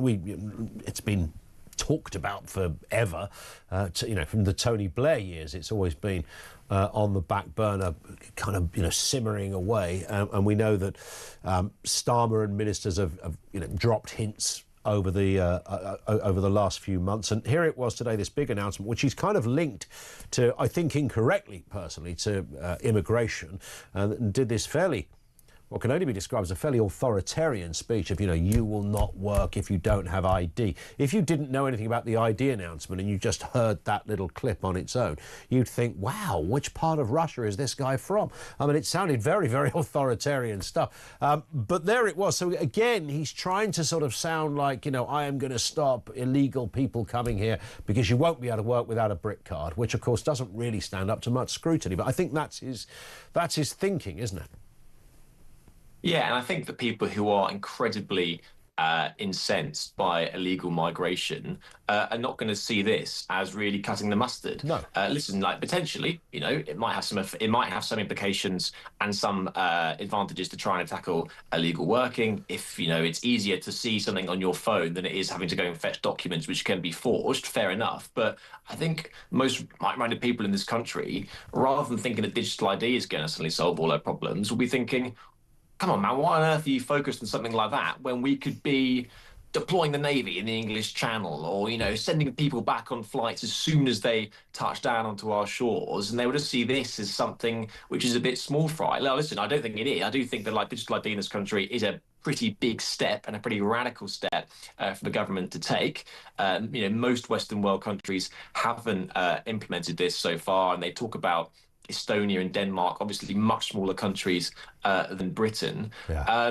But I do think that he feels like he needs to do something, anything, to try and stop the migration crisis. But I think so far, people, from what I've seen anyway, the reaction of people who really want these boats stopped, it's not going to really do much difference. And many people are making the point, one in from Jeff here, who says, I live in Belgium. They have ID cards there. I can assure you ID cards do not stop illegal immigrants coming in. So, and that's the point. Most of the European continent, certainly the EU, have ID cards already. It might not be a digitalised system, but they have ID cards, and you could apply. So it clearly doesn't work, because France is a basket case when it comes to trying to sort out immigration, and so are many other countries throughout the EU bloc. So ID cards in itself doesn't work. I don't know why the word digital would somehow spring that into action.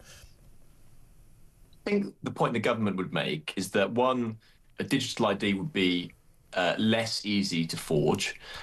Two, often when you go into a business and demand to see proof of work, everyone carries a phone with them, so they can just get their phone out pretty easily and show them, rather than trying to make excuses by saying, my national insurance card, whatever it is at home, and therefore I'm going to need time to go and get it. So I think that's fair enough. I do think this debate has shifted for a bit. Obviously, digital ID and ID papers in itself, under the sort of Tony Blair era when they first reared their head, was this massive battle between sort of civil liberties and an authoritarian state. But we do live in an age now, rightly or wrongly, where people do just hand over so much of their data, not just to the state, but to tech companies, to supermarkets, to phone companies. And so there is going to be a group of people that just go, you already give so much information over, this isn't really going to make much difference. But we're still seeing this sort of battle of ideologies playing out in the present day. Lots of people in the civil liberties sort of wing of this who are incredibly angry with this. And also, I do think that one thing which the government should have done, really, is get a mandate for this, because the fact that it wasn't in their manifesto, despite small boats and illegal working still being as bad in 2024 at the election as it is now, if they wanted to do something as drastic as this, they should have gone to the electorate 100%. With this in their package, because at least then they have a mandate to do it. Whereas coming out now, and also us journalists, have been putting this to them over the course of the past few months. They've consistently said, no plans, no plans, no plans. And that has become a bit, and it's sad to say this, a bit of a feature of this Downing Street operation, where things are put to them, they deny it, and then it ends up coming true a few months later. We saw that with the winter fuel U-turn, we saw that with the EU Youth Mobility Scheme, and they lose trust by doing that. Spot on. Jack, listen, great stuff. Thank you for being with us as ever. He is Jack Elson, political editor over there at The Sun.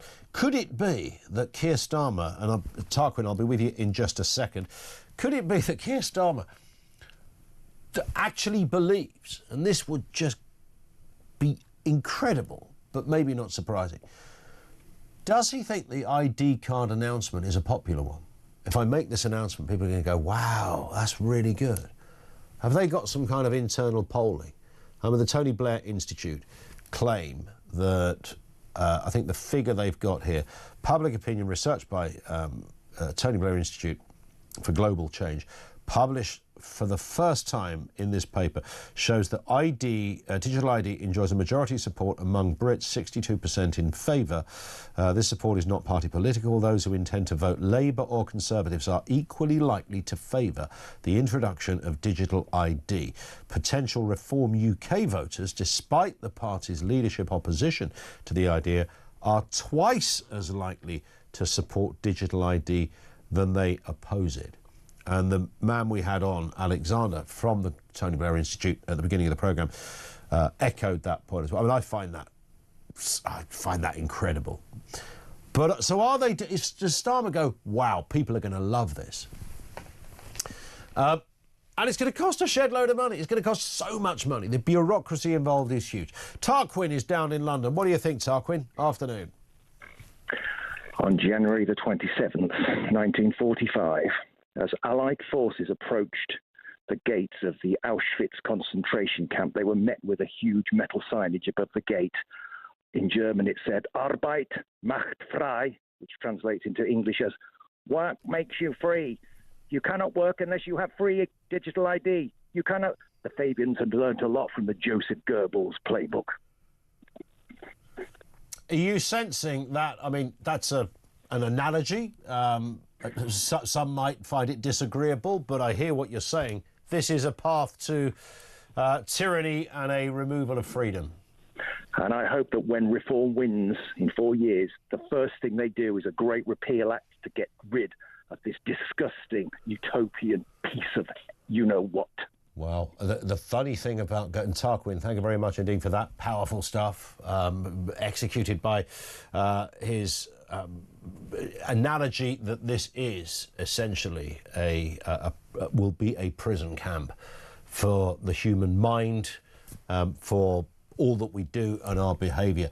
But if you look at what is happening with Starmer and what he's proposing to implement by the end of this government, the real interesting bit will be, as Tarquin said at the end there, what the next government does. So are we going to, you know how Labour came in and went, oh, you know that Rwanda thing, we're just going to get rid of that straight away. Pff, gone. Loads of money went into it, just going to get rid of it. Would Reform UK come in and just go, yeah, you know all that digital ID stuff, it's already spent hundreds of billions on it, we're going to get rid of it. Will they do that? Because that would be the test. That will test your conspiratorial might as to whether a party that are advocating this is not for us, we don't need it. Our first guest, Oscar Redrop, used to work at Number 10 for Boris Johnson when he was PM, said he doesn't think this is going to see the light of day anyway, because it will be too expensive, bureaucratic, you've got to get it through a parliamentary system. There's so much to get through that it won't happen. So why is Keir Starmer announcing it? 0344 499 1000. Rich says, or Betty says, the fine per illegal worker is already £90,000. The law exists, it's just noise and union membership push. If you add to the employment bill, every employer has 2 mandated Stasi officers to check ID and your allegiance to the party. That's a good way to look at it. And this one from Craig, Staffordshire, the figures that they are grabbing to support the support for digital ID comes from the support for stopping illegal migration. because Labour are rolling this out as a solution to the illegal migrant crisis. They're trying to make out that there is mass support for this particular so-called solution to the immigration crisis. Yeah, it's that, isn't it? I mean, it's beyond laughable that they're saying, yeah, you know, the boats crossing the channel, we can stop all of that. How are you going to do that then? What, the Navy, drones, air balloons, dropping water balloons on top of boat? How are you going to do it? Digital ID, mate. Say what? Digital? Okay, how does that work with the boat? What's the correlation between the digital ID and the boat thing? Can't see it myself. And I don't think anyone coming over from Calais can see it either. This is pants. I mean, it's such arrant nonsense. I don't know where to start. 0344 499 1000. We've got the Voice of Doom on the way. We've got more calls coming in from you. You can message 87222. Coming up on 10 to 3. This is Talk.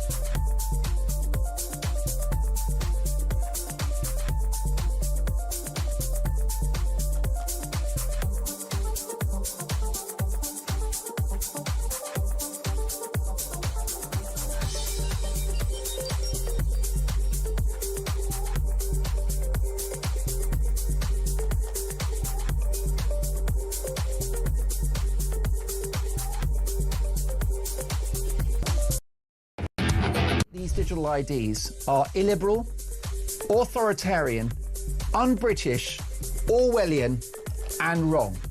Which is why I have commissioned a pair of Talk's finest scissors to cut up this disgusting, wretched, evil, creepy, totalitarian document, because my message is very clear when it comes to digital ID.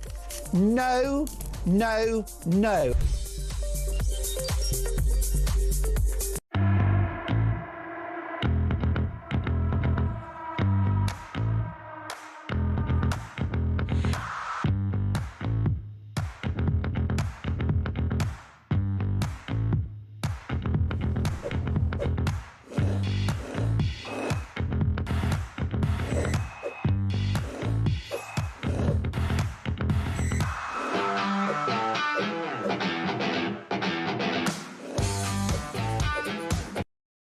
Across the UK, on DAB+, on your smart speaker, on your smart TV, and on your side.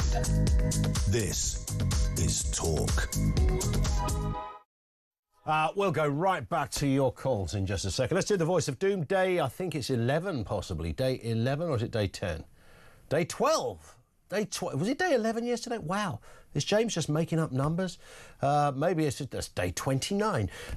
Maybe it's day 12. Whatever day it is, let's have a listen. This is the Voice of Doom. Remember, it's a mystery voice, but it's a politician you're looking for. Have a listen. Got off to a pretty messy start. Could be something recent, could be from decades ago. They could be dead or alive. Who is this? Got off to a pretty messy start. And let's hear it again. Got off to a pretty messy start. 87222. It is not. What's the one that keeps coming up? Jeffrey Archer. It is not. There was another one yesterday. A couple of common names that keep coming up. It's none of those. If you think you know, 87222. And a right answer, of course, means we'll reveal all after the news. Here it is one more time. Got off to a pretty messy start. Hopefully we get an answer. after the news is when we will reveal all. Ian is down in London. Back to Keir Starmer and what the heck's going on? Ian, is it... Oh. Say again? Ian. Sorry, it was meant to be funny. Right, Ian. Yes. Isn't it according to Starmer and Rachel Reeves that the country is in dire circumstances with finance? Is that right? Well, they're the Prime Minister and Chancellor, so we have to point the finger at them, yeah? Yeah. So why is he saying we're going to suddenly bring out ID cards? Why are they throwing out more money that we haven't got? Yep. Right? You've got a driving licence. Most have got driving licence. Correct. Most have got passports. Most have got this. Most have got that. How much? Why do they need it? They don't. It's just another way of controlling everything. They want to control your bank account, that they can now go into your bank account and take money out as and when. And then if they get it wrong, we'll get round to putting it back in again. Right? Everything. Every sort of way you look, they want it to be we become robots, and we'll all end up talking 5, 4, 3, like 2. we'll all have the same voice as Keir Starmer.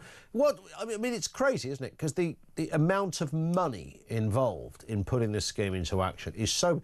I don't even think he talked about the money.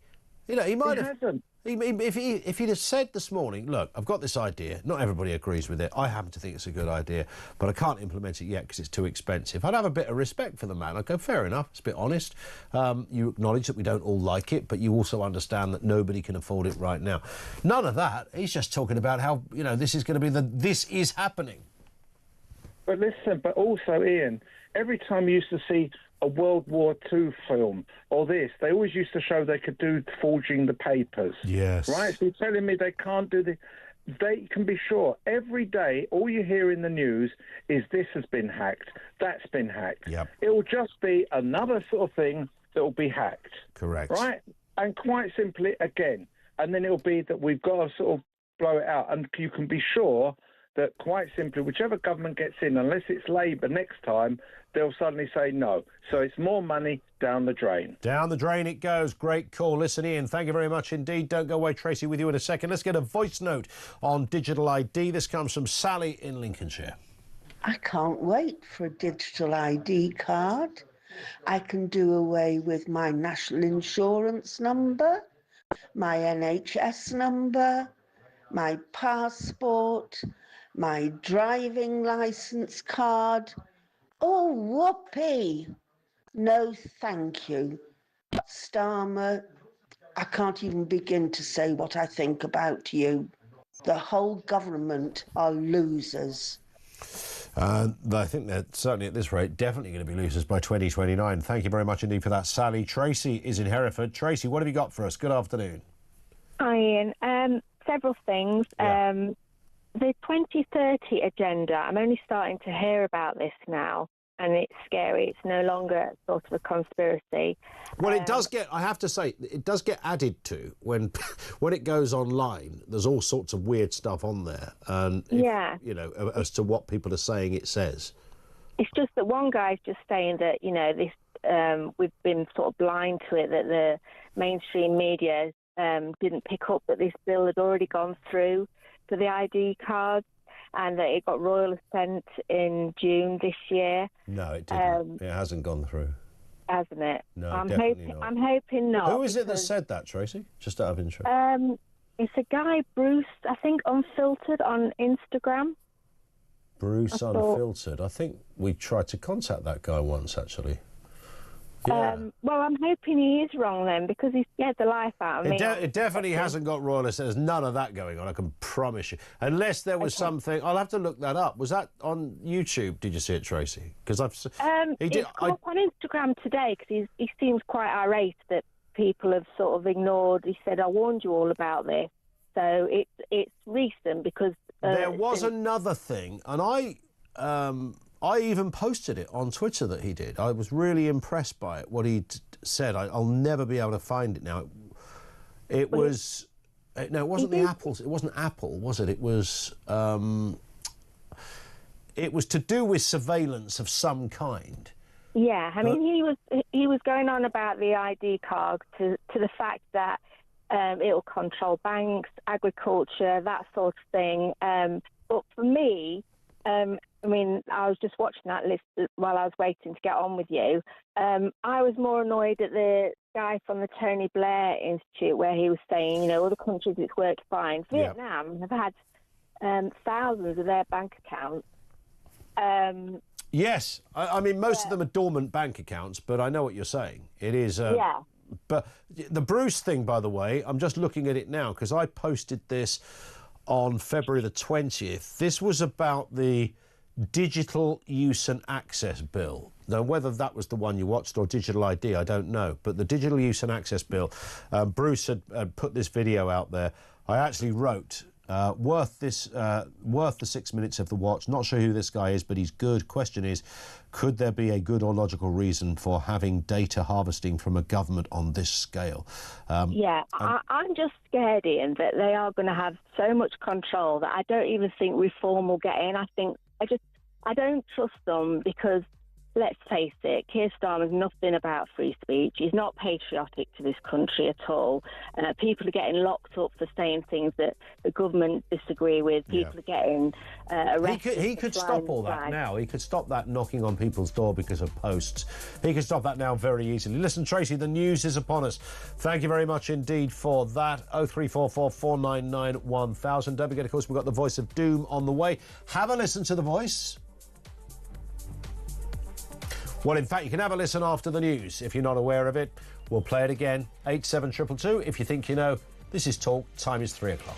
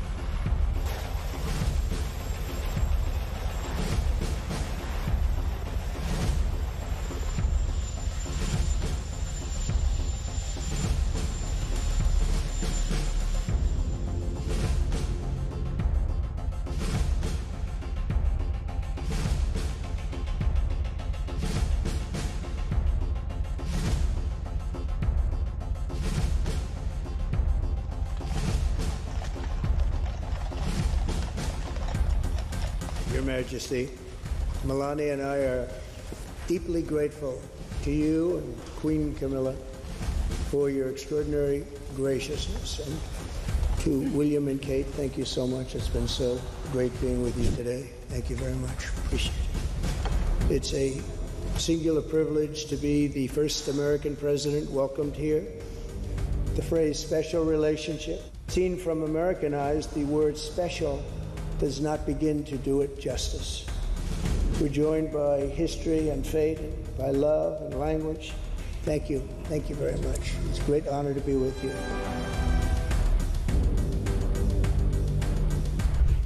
Security remains the cornerstone of this special relationship. We have the deepest, most advanced defense relationship in the world. As I said last night, the bond between our countries is like no other anywhere in the world. The United States and the United Kingdom have done more good on this planet than any two nations in human history. We are working together to end the humanitarian catastrophe in the Middle East. The one that I thought would be easiest would be because of my relationship with President Putin, but he's let me down. Across the UK, on DAB+, on your smart speaker, on your smart TV, and on your side. This is Talk.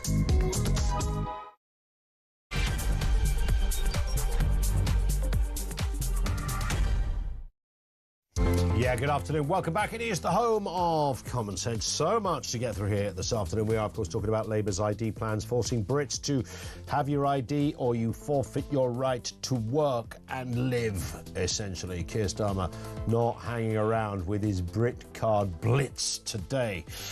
We're up there with China and North Korea, by the way, if you count it. Also this afternoon, Keir Starmer admitting ignoring immigration concerns as Britain's population jumps 750,000 in a year. That's 98% of that, by the way, is immigration. Labour's approach to this is clearly to blame. More on that. And as we've been discussing, Shadow Justice Secretary Robert Jenrick has said he is sick of seeing Gaza flags flown on British streets, announcing that we should be one country under one flag, the Union Jack or the Union flag. Yeah, I think he's probably right. How you implement that? Does it curtail free speech or expression, etc.? 0344 499 1000. This one in from Sue, who says, is it a coincidence that Ewan Blair is the CEO of Multiverse, a company dealing with AI and software technology? Yeah, that's true. Multiverse used to be, or Ewan Blair's original company was just about apprenticeships, wasn't it? Apprenticeships for, you know, for people who didn't go to university, essentially. I mean, in very, very good jobs. I mean, it wasn't like, you know, they weren't going to help you get a job as a hairdresser or a brickie. I don't think they did that, but they facilitated things. We had him on the show, Ewan Blair, and spoke to him about, you know, something connecting with apprenticeships at the time, and it was actually really good to talk about, but it was sort of high-end stuff, if that's the way to look at it. But I guess Multiverse have diversed into... White Hat was his company, yeah, and they changed White Hat to Multiverse. That became... I remember that. So maybe Multiverse do something different to what they once did. Let's get a call on... Let's get a... In fact, I don't even know what word was I going to use then? Let's get a wiggle on, let's get a move on, let's get a change of scene. Let's get a word on flags. I think that's probably where I was going. Shadow Justice Secretary Robert Jenrick slamming pro-Palestinian protesters for clashing with British values. Now he's calling on for a ban on extremist groups and speaking out on Gaza flags. Let's have a listen to what Mr. Jenrick had to say. I think that people are sick of seeing, you know, the Gaza flag being put up, a lamppost, a Pakistan flag. You know, a couple of weeks ago, I went down the road from here in Newark and put up Union flags on lampposts for a couple of hours, and car after car, HGV drivers, van drivers were honking their horns. They were saying, good for you. People want us to feel pride in our country, and in order to do that, you have got to integrate people properly and expect that everyone who comes into our country cherishes our history and our heritage and our culture. Should there be this ban of putting up the kind of the Palestine flag then in public buildings or in the... Well, look, I don't want foreign flags on public buildings. Yeah. I don't want to see them on the streets. I don't think that's a bad thing to say, is it? Foreign flags on public buildings, that is a bit weird. Let's speak with Charlie Downs, Campaign Director at Restore Britain. Charlie, good afternoon to you. I didn't think Mr. Jenrick said anything particularly controversial there, did he? No, well, it's great to be with you, Ian. Good to see you. You're definitely talking to the right person about this topic, because if you look behind me, there's a flag, and if you look on my lapel here, there's another flag. I'm quite a fan of flags, because I think flags are actually very powerful symbols. There's a lot of depth to these images, which actually, you know, on the surface look like just a collection of colours and shapes. Sure. There's real depth to them, and I think the Union flag, for example, is a beautiful symbol. I think it's a very positive symbol, and I think what it represents is actually very important, because I don't know that we have a clear idea in the 21st century of what it represents, because Blair and indeed Starmer and indeed Jenrick, by the way, would have you believe that it represents what they would call British values. And this is an interesting idea. It's a very new idea. Really has its genesis in the late 90s. This idea that Britain is first and foremost composed of ideas as opposed to people, which is the historic conception of this country. And if you look at the flag behind me, that is a flag that represents people. It does also represent ideas, but first and foremost, the constituent parts of the flag represent different, frankly, ethnic groups. They are the different tribes of the British Isles, the indigenous peoples of the British Isles. And they are all, of course, crosses, all of the flags of the peoples of the British Isles, which speaks to the fact that Christianity and Christian principles are like they're so fundamental to our identity as a people that they appear on our flag, which is our symbol of our people. Now, when it comes to the Palestine flag, I think this is a really interesting one because it really depends on who is flying it, what their motivations are for flying. Because I think when liberal white people fly it, they are flying it in the name of solidarity with Palestine, which, by the way, I don't think is necessarily an illegitimate perspective. I think that there is a nuanced conversation to be had about what's happening in Gaza. I think that many on the right make the mistake of making light of what's happening and suggesting that there aren't terrible, horrendous things happening there. And so when you fly the Palestine flag, I think it's a legitimate expression of it's speech. It's a type of speech. You're saying something. You're making a political statement. And I think that that statement does deserve to be heard. I think that we should be having this conversation. But I also do think that flying it from public buildings is a very different matter because, of course, that's taxpayers' money being spent. And it's also, local government taking a position on an issue that really doesn't concern them. What's going on 100%. thousands of miles away doesn't really have any relevance to a local council who might be flying that flag. But with all of that being said, I do think that we need to have this conversation about flags and about what they actually represent. Because I think the Palestine flag, look, you don't have to be a leftist to recognize that there are terrible things being perpetrated by the Israeli government and the Israeli army. And I do think that, flying the flag is an understandable thing. But actually, I'd be more interested in us having a conversation about our own flag and what that actually represents. Because Jenrick, for example, is saying that we should be flying that flag and we should be celebrating that flag and uniting under that flag, which I agree with. I think the Raise the Colours campaign has been very, very positive. I think it's been great to see English and British flags flying on English and British streets. But once again, the question is, what are you saying when you fly that? And I think that's a good just very quickly, if I may finish here, and I know I've been monologuing. But if you look at the Palestine flag and what people are saying when they fly that, they're saying solidarity with the Palestinian people. And I think the very same. The reason I wear my English St. George's Cross lapel pin badge is because I want to express solidarity with the English people, solidarity with the concerns and indeed the plight of the English people. So, and nothing wrong with that. It's interesting because I'm also a bit, wobbly, if that's the right word, Charlie. I can't call myself a kind of free-thinking, free speech libertarian who wants everyone to have equal rights even if they're disagreeable to me. You can't be that and then go, but I also want to ban this protest and that protest and these images, because that flies right in the face of everything you believe.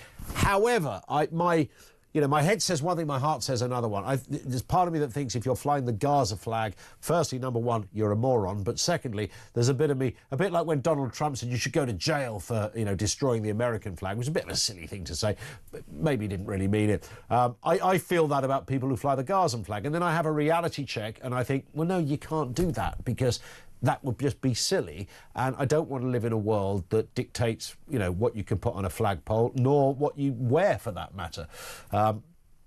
Simultaneously, I don't want public buildings flying Gazan flags. Well, I think there is another point to make here, Ian, which is one that I've made on X recently, which is that I am not, in principle, against the banning of certain symbols. I think that certain symbols, because of what they represent, deserve to be banned. And the example that I gave is the Progress Pride flag. This is the one it's the rainbow with then the black and brown stripes and the trans stripes and all the rest of it. Because that is a flag of an ideology, right? That's a flag of a set of ideas as opposed to a set of people, which is, as I said, what the Gaza and United and Union flag represent.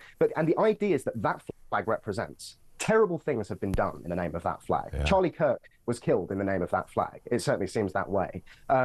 We have watched, children be encouraged to change their gender and undergo, life-changing surgery in the name of that flag and the ideas that it seeks to spread and propagate. And that flag, in my view, is a flag it's a flag that celebrates chaos. It's a symbol and an ideology that celebrates chaos, it celebrates destruction, hates beauty, hates that which is good and true, seeks to deconstruct everything that made our societies and our civilization great, hates competence, hates merit. It's a really evil ideology, actually, if that's not too strong to say. I think the ideology, the style of leftism that Progress Pride flag represents is like civilizational cancer. It is honestly, it's so destructive. And in the same way that Germany has banned for many decades the Nazi flag, I see no reason why we wouldn't ban that flag. It's a very good point. It's very similar in that it's the flag of a regime that nobody outside of Westminster and outside of the universities views as legitimate. It's the flag of an ideology that people hate and which people want to see driven out of their institutions. And but I think it's taken up, isn't it should be banned. But it's gained itself a kind of rite of passage into all sorts of institutions. Again, it's that usual thing where people don't turn their brain on and consider things that you've just said. They just go, oh yes, it's the pride thing, so if we have that in the background or stick that on our slogan somewhere, that makes us look like nice people without for one second. Lanyard. Yeah, on my lanyard, yeah, there's the whole lanyard thing. Whoever is making those lanyards is probably laying in a hammock in Barbados right now because they've made so much money, because everyone seems to want to buy one, even though it's nothing to do with whatever the cause is. It's extraordinary, but it's contagious. But it makes people feel good about themselves without really looking at the kind of intellectual argument that you've just put forward, Charlie. Yeah, well, I'm a very big believer, Ian, in the notion that morality is not some subjective relative thing. I'm a Christian, and I do believe that that which is good and true and beautiful is objective. And I think that when you look at these things through that lens, when you look at, for example, the Union flag, what that represents is objectively positive, good, moral, beautiful things in my view. But I think that is an objective thing. If you look at Britain's historical record, it's been, England and Britain have been warriors for truth and for goodness and for light throughout history. If you look at the Palestine flag, certainly more muddy, but actually, from an objective perspective, is there a legitimate kind of cause? Is there a legitimate claim there when you fly it? Well, yes, I think there is. I do think there is a legitimate moral contention that one is expressing when they fly the Palestine flag. But once again, to turn to the Progress Pride flag, actually, I think that it objectively represents things that are wrong, immoral, ugly, and destructive. And so that really, I think, is a very useful perspective. When you say just because there will be people who pick up on that point, when you say things that are immoral, what would you refer to there, Charlie?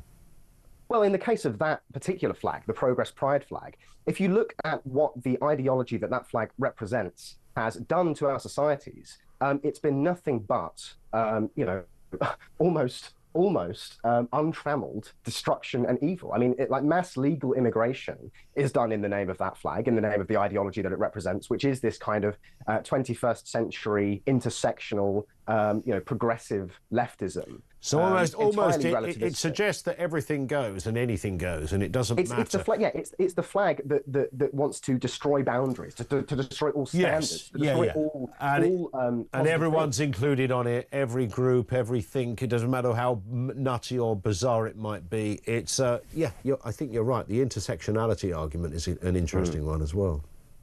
Yeah, and so in my view, it's immoral because of the things that have been done in its name. Just as the Nazi flag is a symbol of immorality because of the things that were done in its name. And I don't think you can say the same thing, certainly about the Union flag. And once again, I think the Palestine flag is much more muddy because you are, to a certain extent, expressing solidarity not just with the Palestinian people but with Hamas when you fly that flag. Absolutely right.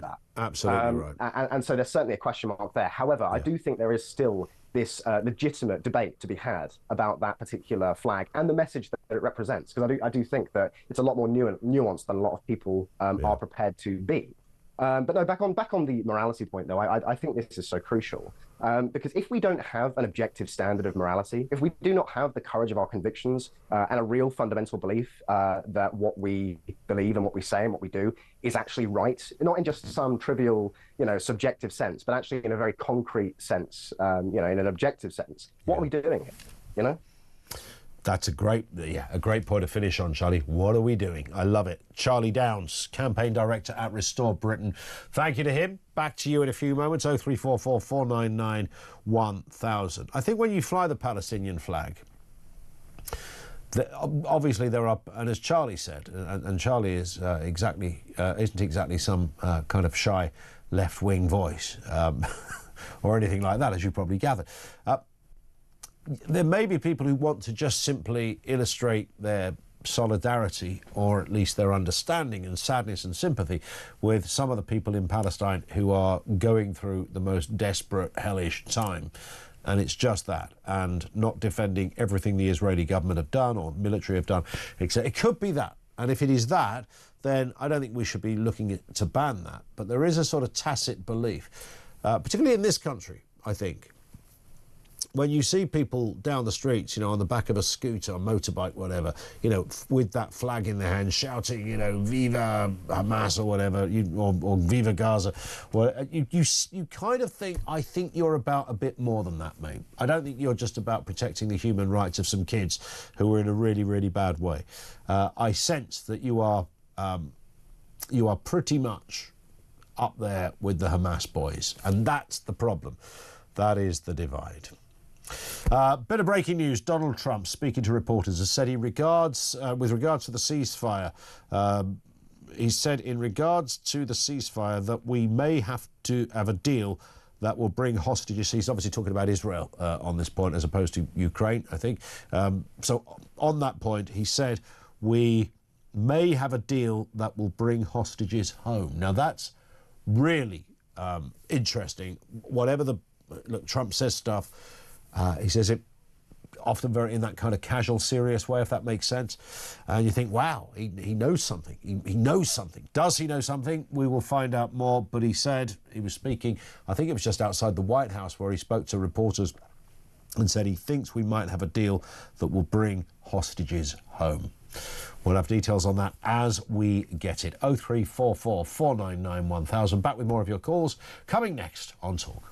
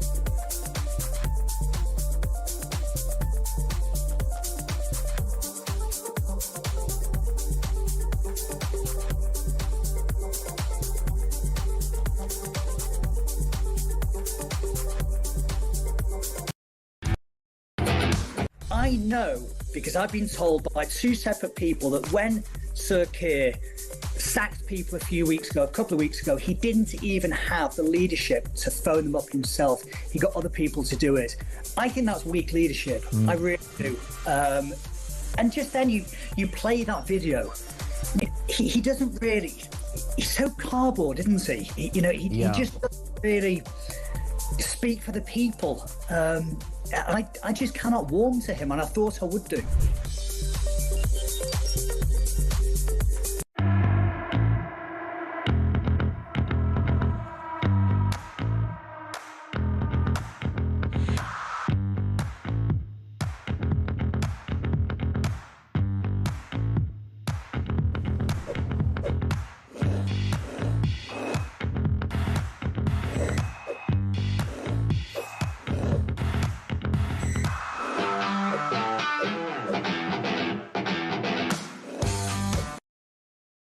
across the UK.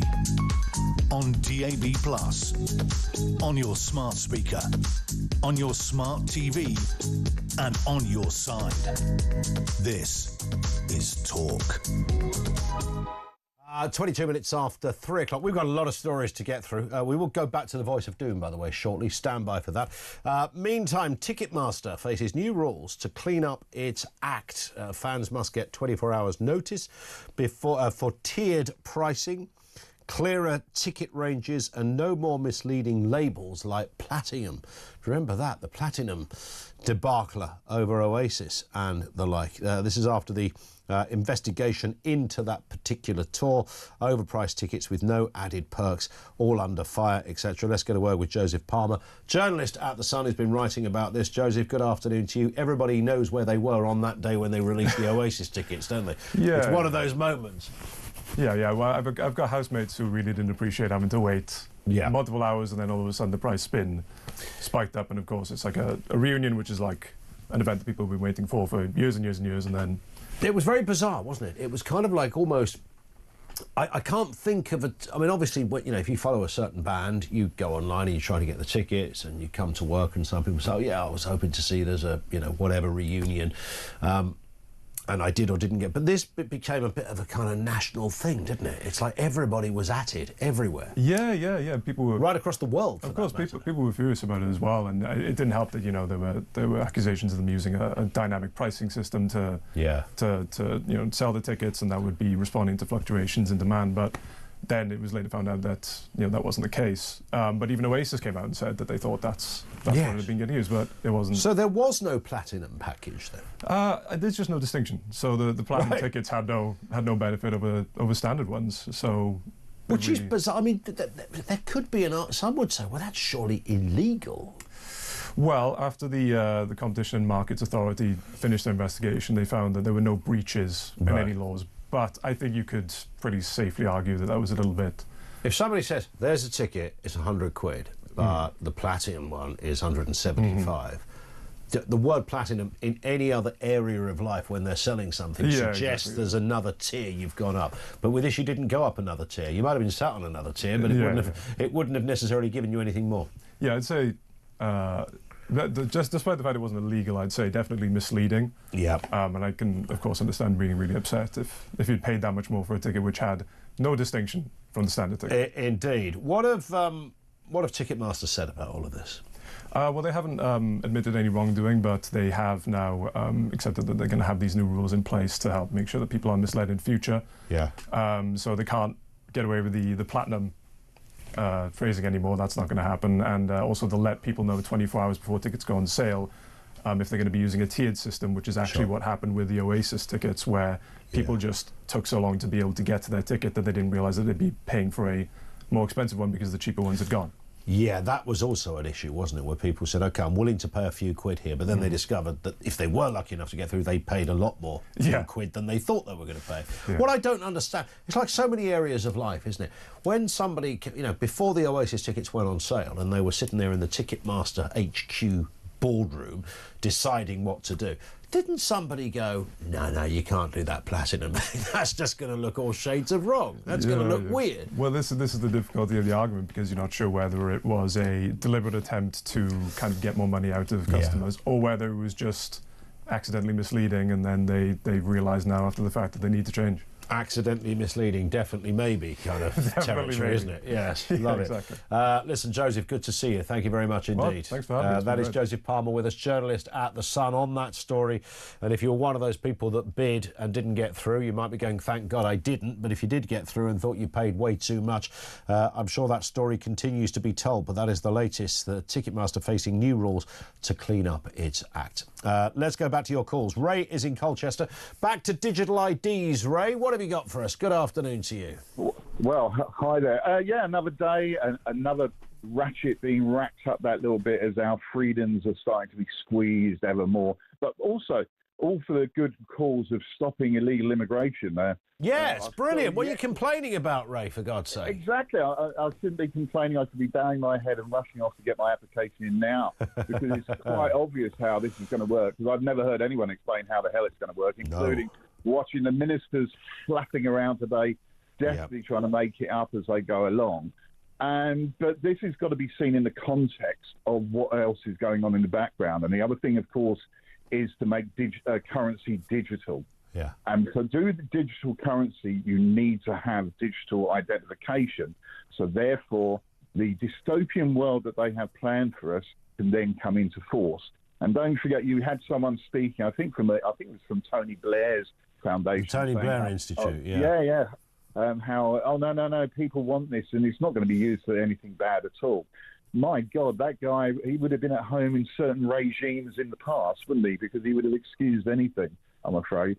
Yeah, it's kind of funny. I mean, you could say, if you wanted to be generous, Ray, look, Blair just happens to believe that the world runs better when it's globally linked and institutions are globally effective across the board. Well, we essentially don't have these divides of things. Yeah, I think Blair actually thinks the world would be better run if Blair was running it. Well, he's already offered to run Palestine, so... Exactly, he's a very generous man to spread the love around. What a nice bloke. He wanted to run Europe at one point, didn't he? But put him for that job, I think. Yeah, but joking aside, this is absolutely dystopian world they are leading us down, and you've covered it and other people have covered it, that once these things are in, and, oh no, it's only for getting a job. Well, once it's in, believe me, it will expand into every aspect of your life. Yeah. And it will then become, actually, what you're not allowed here. You're not allowed to purchase that item. You're not allowed to do this. You're not allowed to do that. And believe me, there's a vast bureaucracy of people. We've seen it in the past in many, many regimes who are there to basically squeeze the little guy. And this, in our digital world we live in now, is literally the totalitarians' thing of dreams, I'm afraid. Yeah? Even if... to come in place. I'll tell you what, Ray, even if we turn out to be wrong, we can settle on the fact that it really looks like this, doesn't it? It looks and feels like that. So, the government are not doing anything to... what you'd like to hear is Keir Starmer go, I know what some of you are thinking. I know what Ray in Colchester and Ian in his studio are thinking. However... and wheel it out for us. So we can't be blamed for thinking this could be the path to flipping tyranny. Doesn't make you a conspiracy theorist, but I think anyone whose government is trying to mandate an identification system, think of the connotations in the past of that phrase, it would only be right that we thoroughly investigate, unearth, and get to every rabbit hole you can on this one, because there's too much at stake.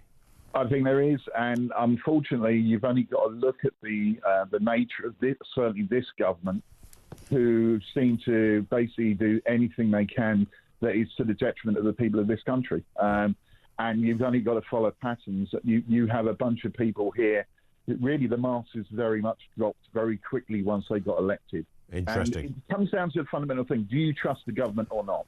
Do you trust it? No. Yeah, I'm kind of with you on that one, that's for sure. Listen, thank you, Ray in Colchester, great call. And he throws up some really fundamental questions. Something as serious as mandating and digitalising your entire population with an identification warrants the most stringent, the most deepest and the most extensive debate and discussion. It requires explanation, it requires reason, and it requires the most detailed responses from our political masters, shall we say. Now that's, again, no matter where you sit on the debate, just think about what's being discussed here. And think about precedents and connotations in years gone by. Think about regimes that glorify in this kind of thing. All of that is relevant. Can't just be mentioned at a press conference with Keir Starmer then going, if you haven't got one, you can't work. I think we need a bit more than that, mate. Too serious. Let's do the Voice of Doom payoff. This was the mystery voice, of course, about half an hour ago. We played you this voice. Got off to a pretty messy start. It was day 10 of the Voice of Doom. These are some of the guesses: Rory Stewart, Ed Davey, Tony Blair, Michael Fabricant, Andy Burnham. All wrong. James Callaghan, Norman Gummer. Was it Norman Gummer? I remember the guy, Gummer. Was it Jonathan Gummer? Norman Gummer. John Gummer. Yeah, John Gummer. Maybe there was a Norman Gummer. Bill Rogers. No. Tim Suffolk? No.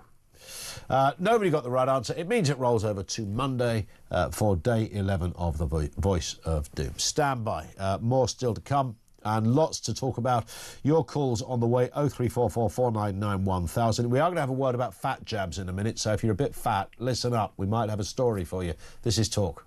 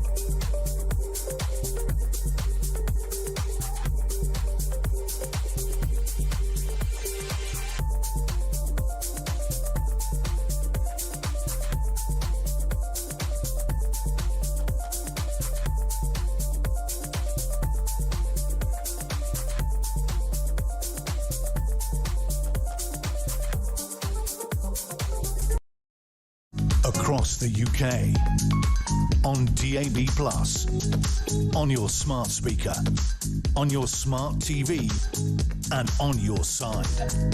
This is Talk. It is Talk, 0344 499 1000. That is where you will find us. Welcome back. We've got a lot to talk about here. Users of the fat jab known as Wegovy, or is it Wegovy? We'll get some clarification in a moment. Can save up to £200 a month compared to those using Mounjaro. Now, the drug could become cheaper in early 2026 when the global patent for the main ingredient in Wegovy expires in several countries. Clinical trials reveal that those on the jab lose 15 to 17% of their body weight, gaining potential cardiovascular benefits. Let's speak to Elisa Lauku, is that right? Luku. I did this before the show. Elisa, listen, I did tell you about our producer, Finn, didn't I, before the programme? Finn is a very svelte, not a particularly attractive young man, but very svelte guy. He was 25 stone a month ago. Look at him now. He's a pipe cleaner of a boy. Looks amazing. They do work, these jabs, don't they? They do. I mean, whatever people say about the health side of it, and I know there are concerns about knock-on effects, these things do work. I've lost count of how many people, I'm sure you're the same, how many people I know that you go, you never used to look like that. So you're looking at me now going, is he on the jabs? Is this the new thing that we're all wondering who's on them? I mean, it's becoming more and more common.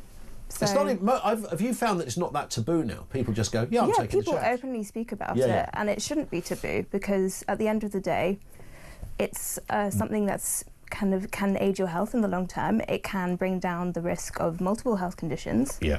And that's to say that we shouldn't be feeling uncomfortable about our bodies. If we're heavier and you're healthy, that is fine. Yeah. But if in the long term it's going to help you not get diabetes, it's going to help you... Which is where it all started, wasn't it, with diabetes? It was a diabetes treatment. Exactly. Yeah. It started with Ozempic. Yeah.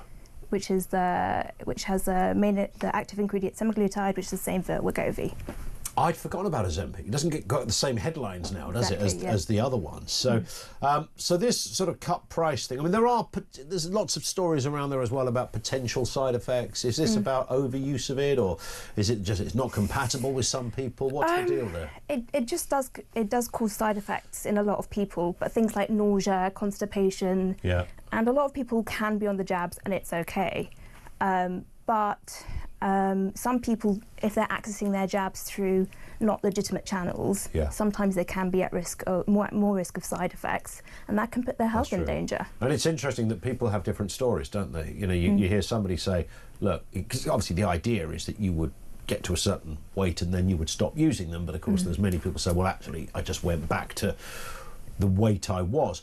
However, there are other people who say, do you know, all I wanted to do was see myself at my ideal weight, and now I've seen it, I'm going to stay like it, and never went back on the jabs again. So that's a perfect example of how it works really well. I mean, it's really important while you're taking the jabs to be taking account of what you're eating, to be exercising, because it's part of an overall plan, isn't it? You can't just rely on the jabs, because after you come off them, of course, you are going to put on a bit of weight. So a lot of clinicians really advise that you eat a lot of fibre and protein, and that you sort of are exercising on a daily basis, hydrating, and then you implement those habits so that when you come off them, you're in a better place and you won't be piling the weight on as quickly. Of course.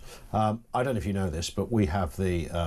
not only do we have the most intelligent audience listening to us, we have the fittest. Do you know none of our audience are overweight in any shape or form? Fact.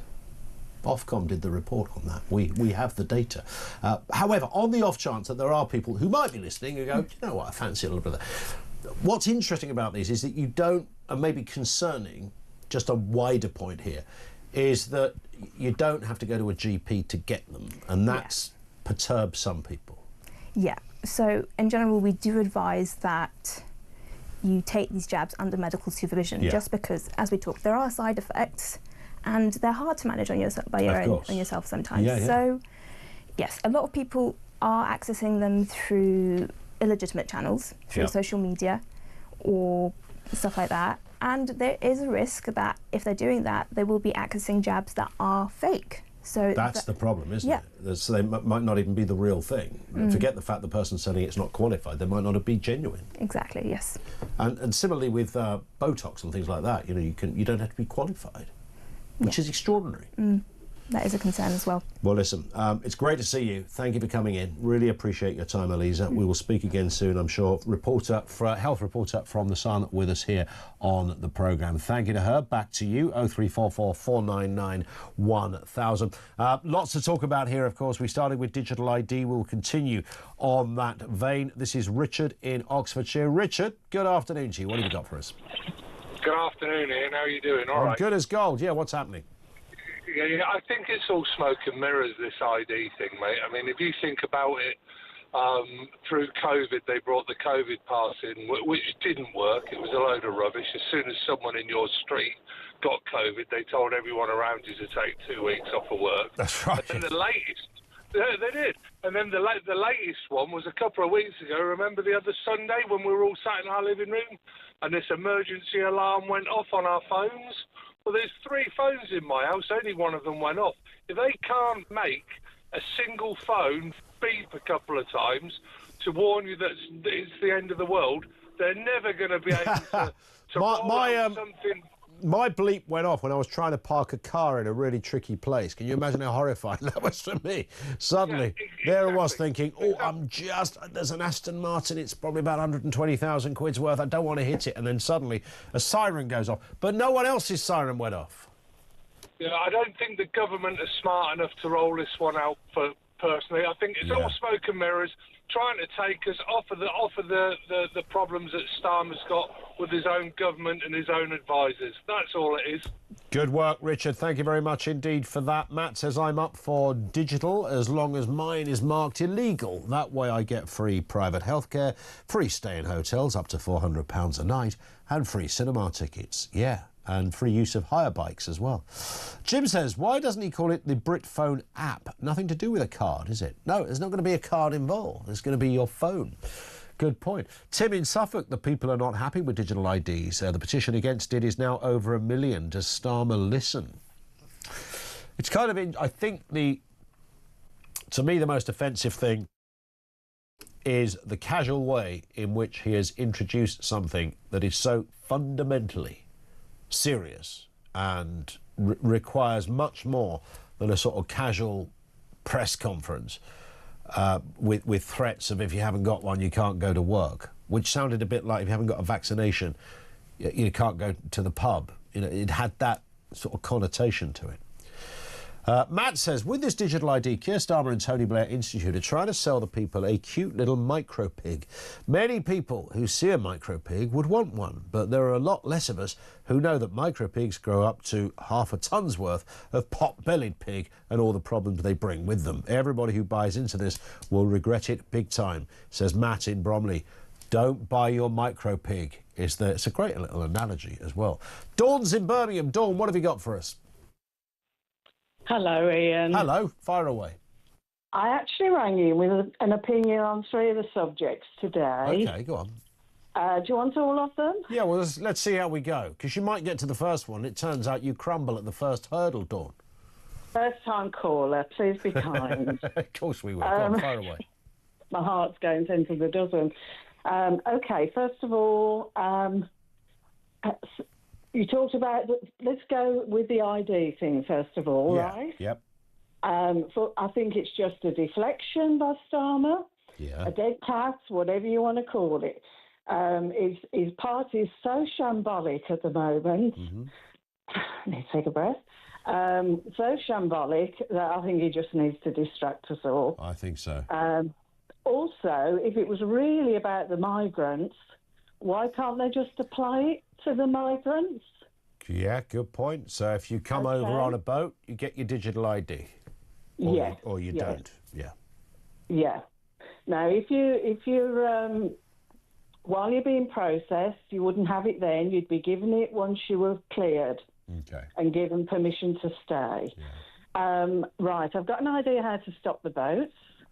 Go on. Now, first of all, let's go back to the Bibi Stockholm. Right. I advocated using that as a processing centre, in that they would be taken to the Bibi Stockholm and processed. Okay. There'd be offices secured on board for the processing staff. It would be police. Yep. Surrounded by the Navy boats, just circling. They'd be processed on board. And then, again, if they were given leave to remain, off they'd go to the mainland. Yeah. If not, they'd go back to France. Now, instead of giving Macron money to police the beaches, you would give him money to just take them back and allow us to land the planes, which would be military. They'd be in the hold, handcuffed, and we would land and hand them over to the French. And we'd pay the French to do that. So that's covered the ID. That's covered the ID. It's covered the boats. What about shoplifting? Shoplifting, I suggest we all do it. We all do it. We go into the supermarket. This is your best suggestion to date, Dawn. Go on, I'm with you. What do we do? We all go to the supermarket, nick some chops, and then what? Open up your phone on your calculator. When you get to, let's say, £195 worth. Do you mean open up your calculator on your phone? Yes. Yeah. Yes. Okay. Okay. So you get your calculator out and. Or you could have a calculator. Just keep an eye on what you've got in that trolley. Okay. Or basket or Uber box. Yes, whatever indeed, you do. Yeah. I don't know how else to probably get hold of them, but it seems that gives you a pass. And then just walk out with it. I'd film it. I'm not on TikTok, but I would film it, put it online and show people. I would actually then walk back in with it and give it them back and say, there you go, this was just an exercise to show you what a ridiculous system you've got here with security guards that just observe. It's absurd. absurd. What would happen, though, Dawn, with the best intentions, that you go there and do your weekly shopping or however often you do it, and you fill up your basket, you go, I'm going to do this little social experiment to show how easy it is, and you walk out, you've got 200 quid's worth of grub, it's all there, you've got your bread, milk and pastries and some savoury delights and Dunkin' Donuts and bits of chicken, that nice organic stuff, none of your cheap muck. And then you get out the shop and you go, nah, I won't go back. I'll just go home. Do you think it might get the better of you? It certainly would be a temptation. Yeah. But as somebody who's not Christian, but I live by Christian values, okay. I couldn't morally do that because I can't afford to pay for my food. It would purely be an exercise in shaming them, really. I do that. There is that guy on the door at Tesco who, you know, every now and again something bleeps on the way out, and it might be, you don't know whether it's you or somebody else or whatever, and the fella comes out and goes, what, you know, can I just check your receipt? And it's, you know, washing tablets or lamb chops or things like that. Certain things they do put an alarm on. So there is but I reckon if you carried on walking, he wouldn't follow you, would he? I wouldn't think so, but the store I'm thinking of, it's actually an Asda. Okay. It has an in and out, and you share the frontage. I would just do a U-turn at that point, come back in the other side. Oh, you go round it, yeah, because they all seem to have that sort of entrance. I think you're looking for me. It's nice choreography. I'd need an accomplice in this. I put it to my husband, but it's a bit of a wuss. Because he's not playing ball on this, is he? He's not playing ball, but yeah. I have a friend who would probably do it. That's good. Well, let's see what happens. I mean, I have to say, you might get arrested. Knowing your luck, Dawn, it'll be the day they decide to go big on shoplifters and they'll nab you. Probably, yes. They'll take you away with a chicken up your sleeve and off to the police station. Dawn, it's been lovely. You said you were a first-time caller. You've been fabulous. Thank you very much indeed for that. 0344 499 1000. This is Talk.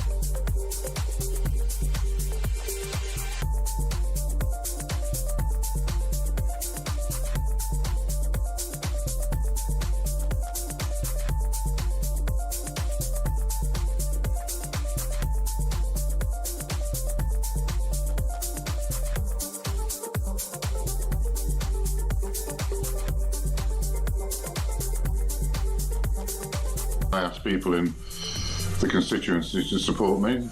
They did.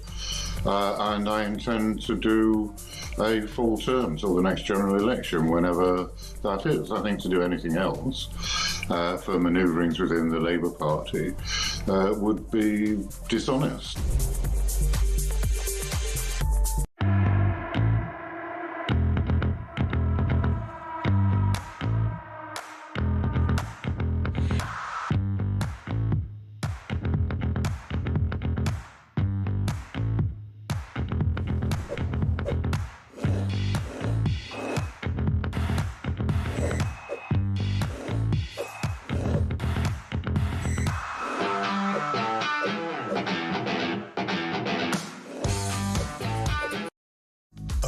the UK. On DAB+, on your smart speaker, on your smart TV, and on your side. This is Talk. Craig says the figures that they are grabbing to support the support for... Oh, no, I think I did read that one, didn't I, about the correlating illegal immigration and all the rest of it. Craig, thank you. This one from Stacey, who says, great show. The digital ID card will take years to build to connect to everything. I've been using the NHS app since 2019. I'm under my local hospital and the Royal Marsden. They haven't even managed to link them to my GP records yet, still having to forward emails to my doctor to keep him updated. I've got 6 appointments coming up between now and the end of the year between the 2 hospitals, and my NHS app says I have none. My other half had that. She had an operation, but nothing major, but well, all ops are sort of major in a way to you.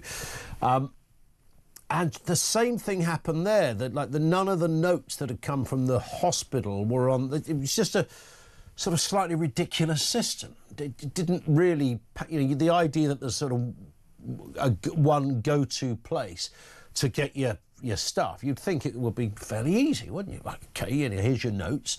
They're either there or they're not there, regardless of who sent them. They just go onto this database, but no such luck. I wish you luck with it all, Stacey. I hope it does pan out well. John's in Bradford on ID cards. John, what have you got for us? Good afternoon. Good afternoon. Well, you read the headlines, it refers to China and North Korea, but there's 8 countries that have this. Estonia's one, Singapore, and then you've got India, then you've got Sweden, you've got Belgium, you've got Denmark, you've got the Netherlands and Nigeria, so they already have them. They haven't all got compulsory digital ID, though. It says here that they have digital ID cards. Do they not? Yeah, I'm only hesitant because, as I understood it, that there are some countries that have sort of variants of it, and some ID cards are a bit like your driving licence. It could be swiped in a machine, but it's not digital in the sense that it's the same sort. I don't know. Look, I defer to what you've read, John. So I only wheel that out because that's the information I heard. But go on, fire away. Well, yeah, but the one in Denmark is called MIT ID. But anyway, I don't think it's going to stop immigration at all, illegal immigration at all.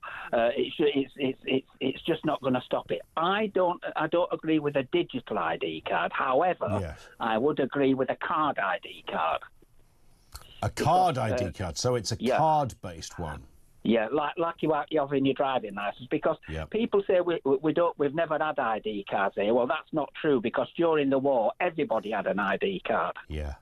In fact, I've still got mine, which was issued in 1944. So we did have IDs, but I would be quite happy to carry one around with me, but I wouldn't agree with a digital ID, because they can't, if they can't guarantee that it's not going to get broken into and people get this information, then I'm not real. Yeah, I get it. I mean, look. All these details that went out about all these people in Afghanistan, I just would not trust them, and I think this is going to be Starmer's poll tax. Yeah, a few people have made that point. I think you might be right, John. Thank you very much indeed for that. A little bit of information on who has and who hasn't got it. Estonia introduced its mandatory digital ID system in 2002, and people use it to access medical records, voting, banking and digital signatures. It's primarily stored on people's smartphones as a digital version of an ID card. But in 2002, I would suggest that the capability, the smartphone capability, didn't exist in 2002. And even if smartphones were in their infancy, I'm pretty sure that there were no smartphones in 2002. Certainly not in the way they are now. Australia and Denmark have digital ID apps that people can download and use to log into government private services, but you're not required to have it. India has a system that you can obtain a unique 12-digit reference number as proof from residence of identity, but again, these are not, it's the compulsory aspect, I think, Peter Cardwell, that is causing the problem here. Yeah, it's really interesting. I got the first smartphone ever. I remember getting the first iPhone in 2006 when I lived in Washington, D.C., and that was something that was really innovative and new. And in fact, I remember when you're on email and you were sending emails, you couldn't receive phone calls. I mean, that was how basic the technology was at that stage. But that's nearly 20 years ago, and things have come on to such a degree. And True. I mean, it's an interesting one, isn't it? The way Starmer delivered this. Firstly, for such a seismic announcement, I think it requires a little bit more sobriety and seriousness. And to warm people up a little bit, bring them into your way of thinking a bit more, rather than just almost like on them. You will not be able to work if you had that. Like, you won't be able to go out unless you've had a jab. It's very authoritarian, and I think it wasn't pleasant. It's not pleasant, and I think even the way he was talking was something that a lot of people didn't like. We'll talk about that on the programme. Certainly, we also big developments in the Middle East as well, especially in New York when Benjamin Netanyahu standing up to make a speech at the UN. Lots of people walking out. Trump in Washington saying they might be close to a deal. We've got the former head of Mossad in the studio, live in the studio.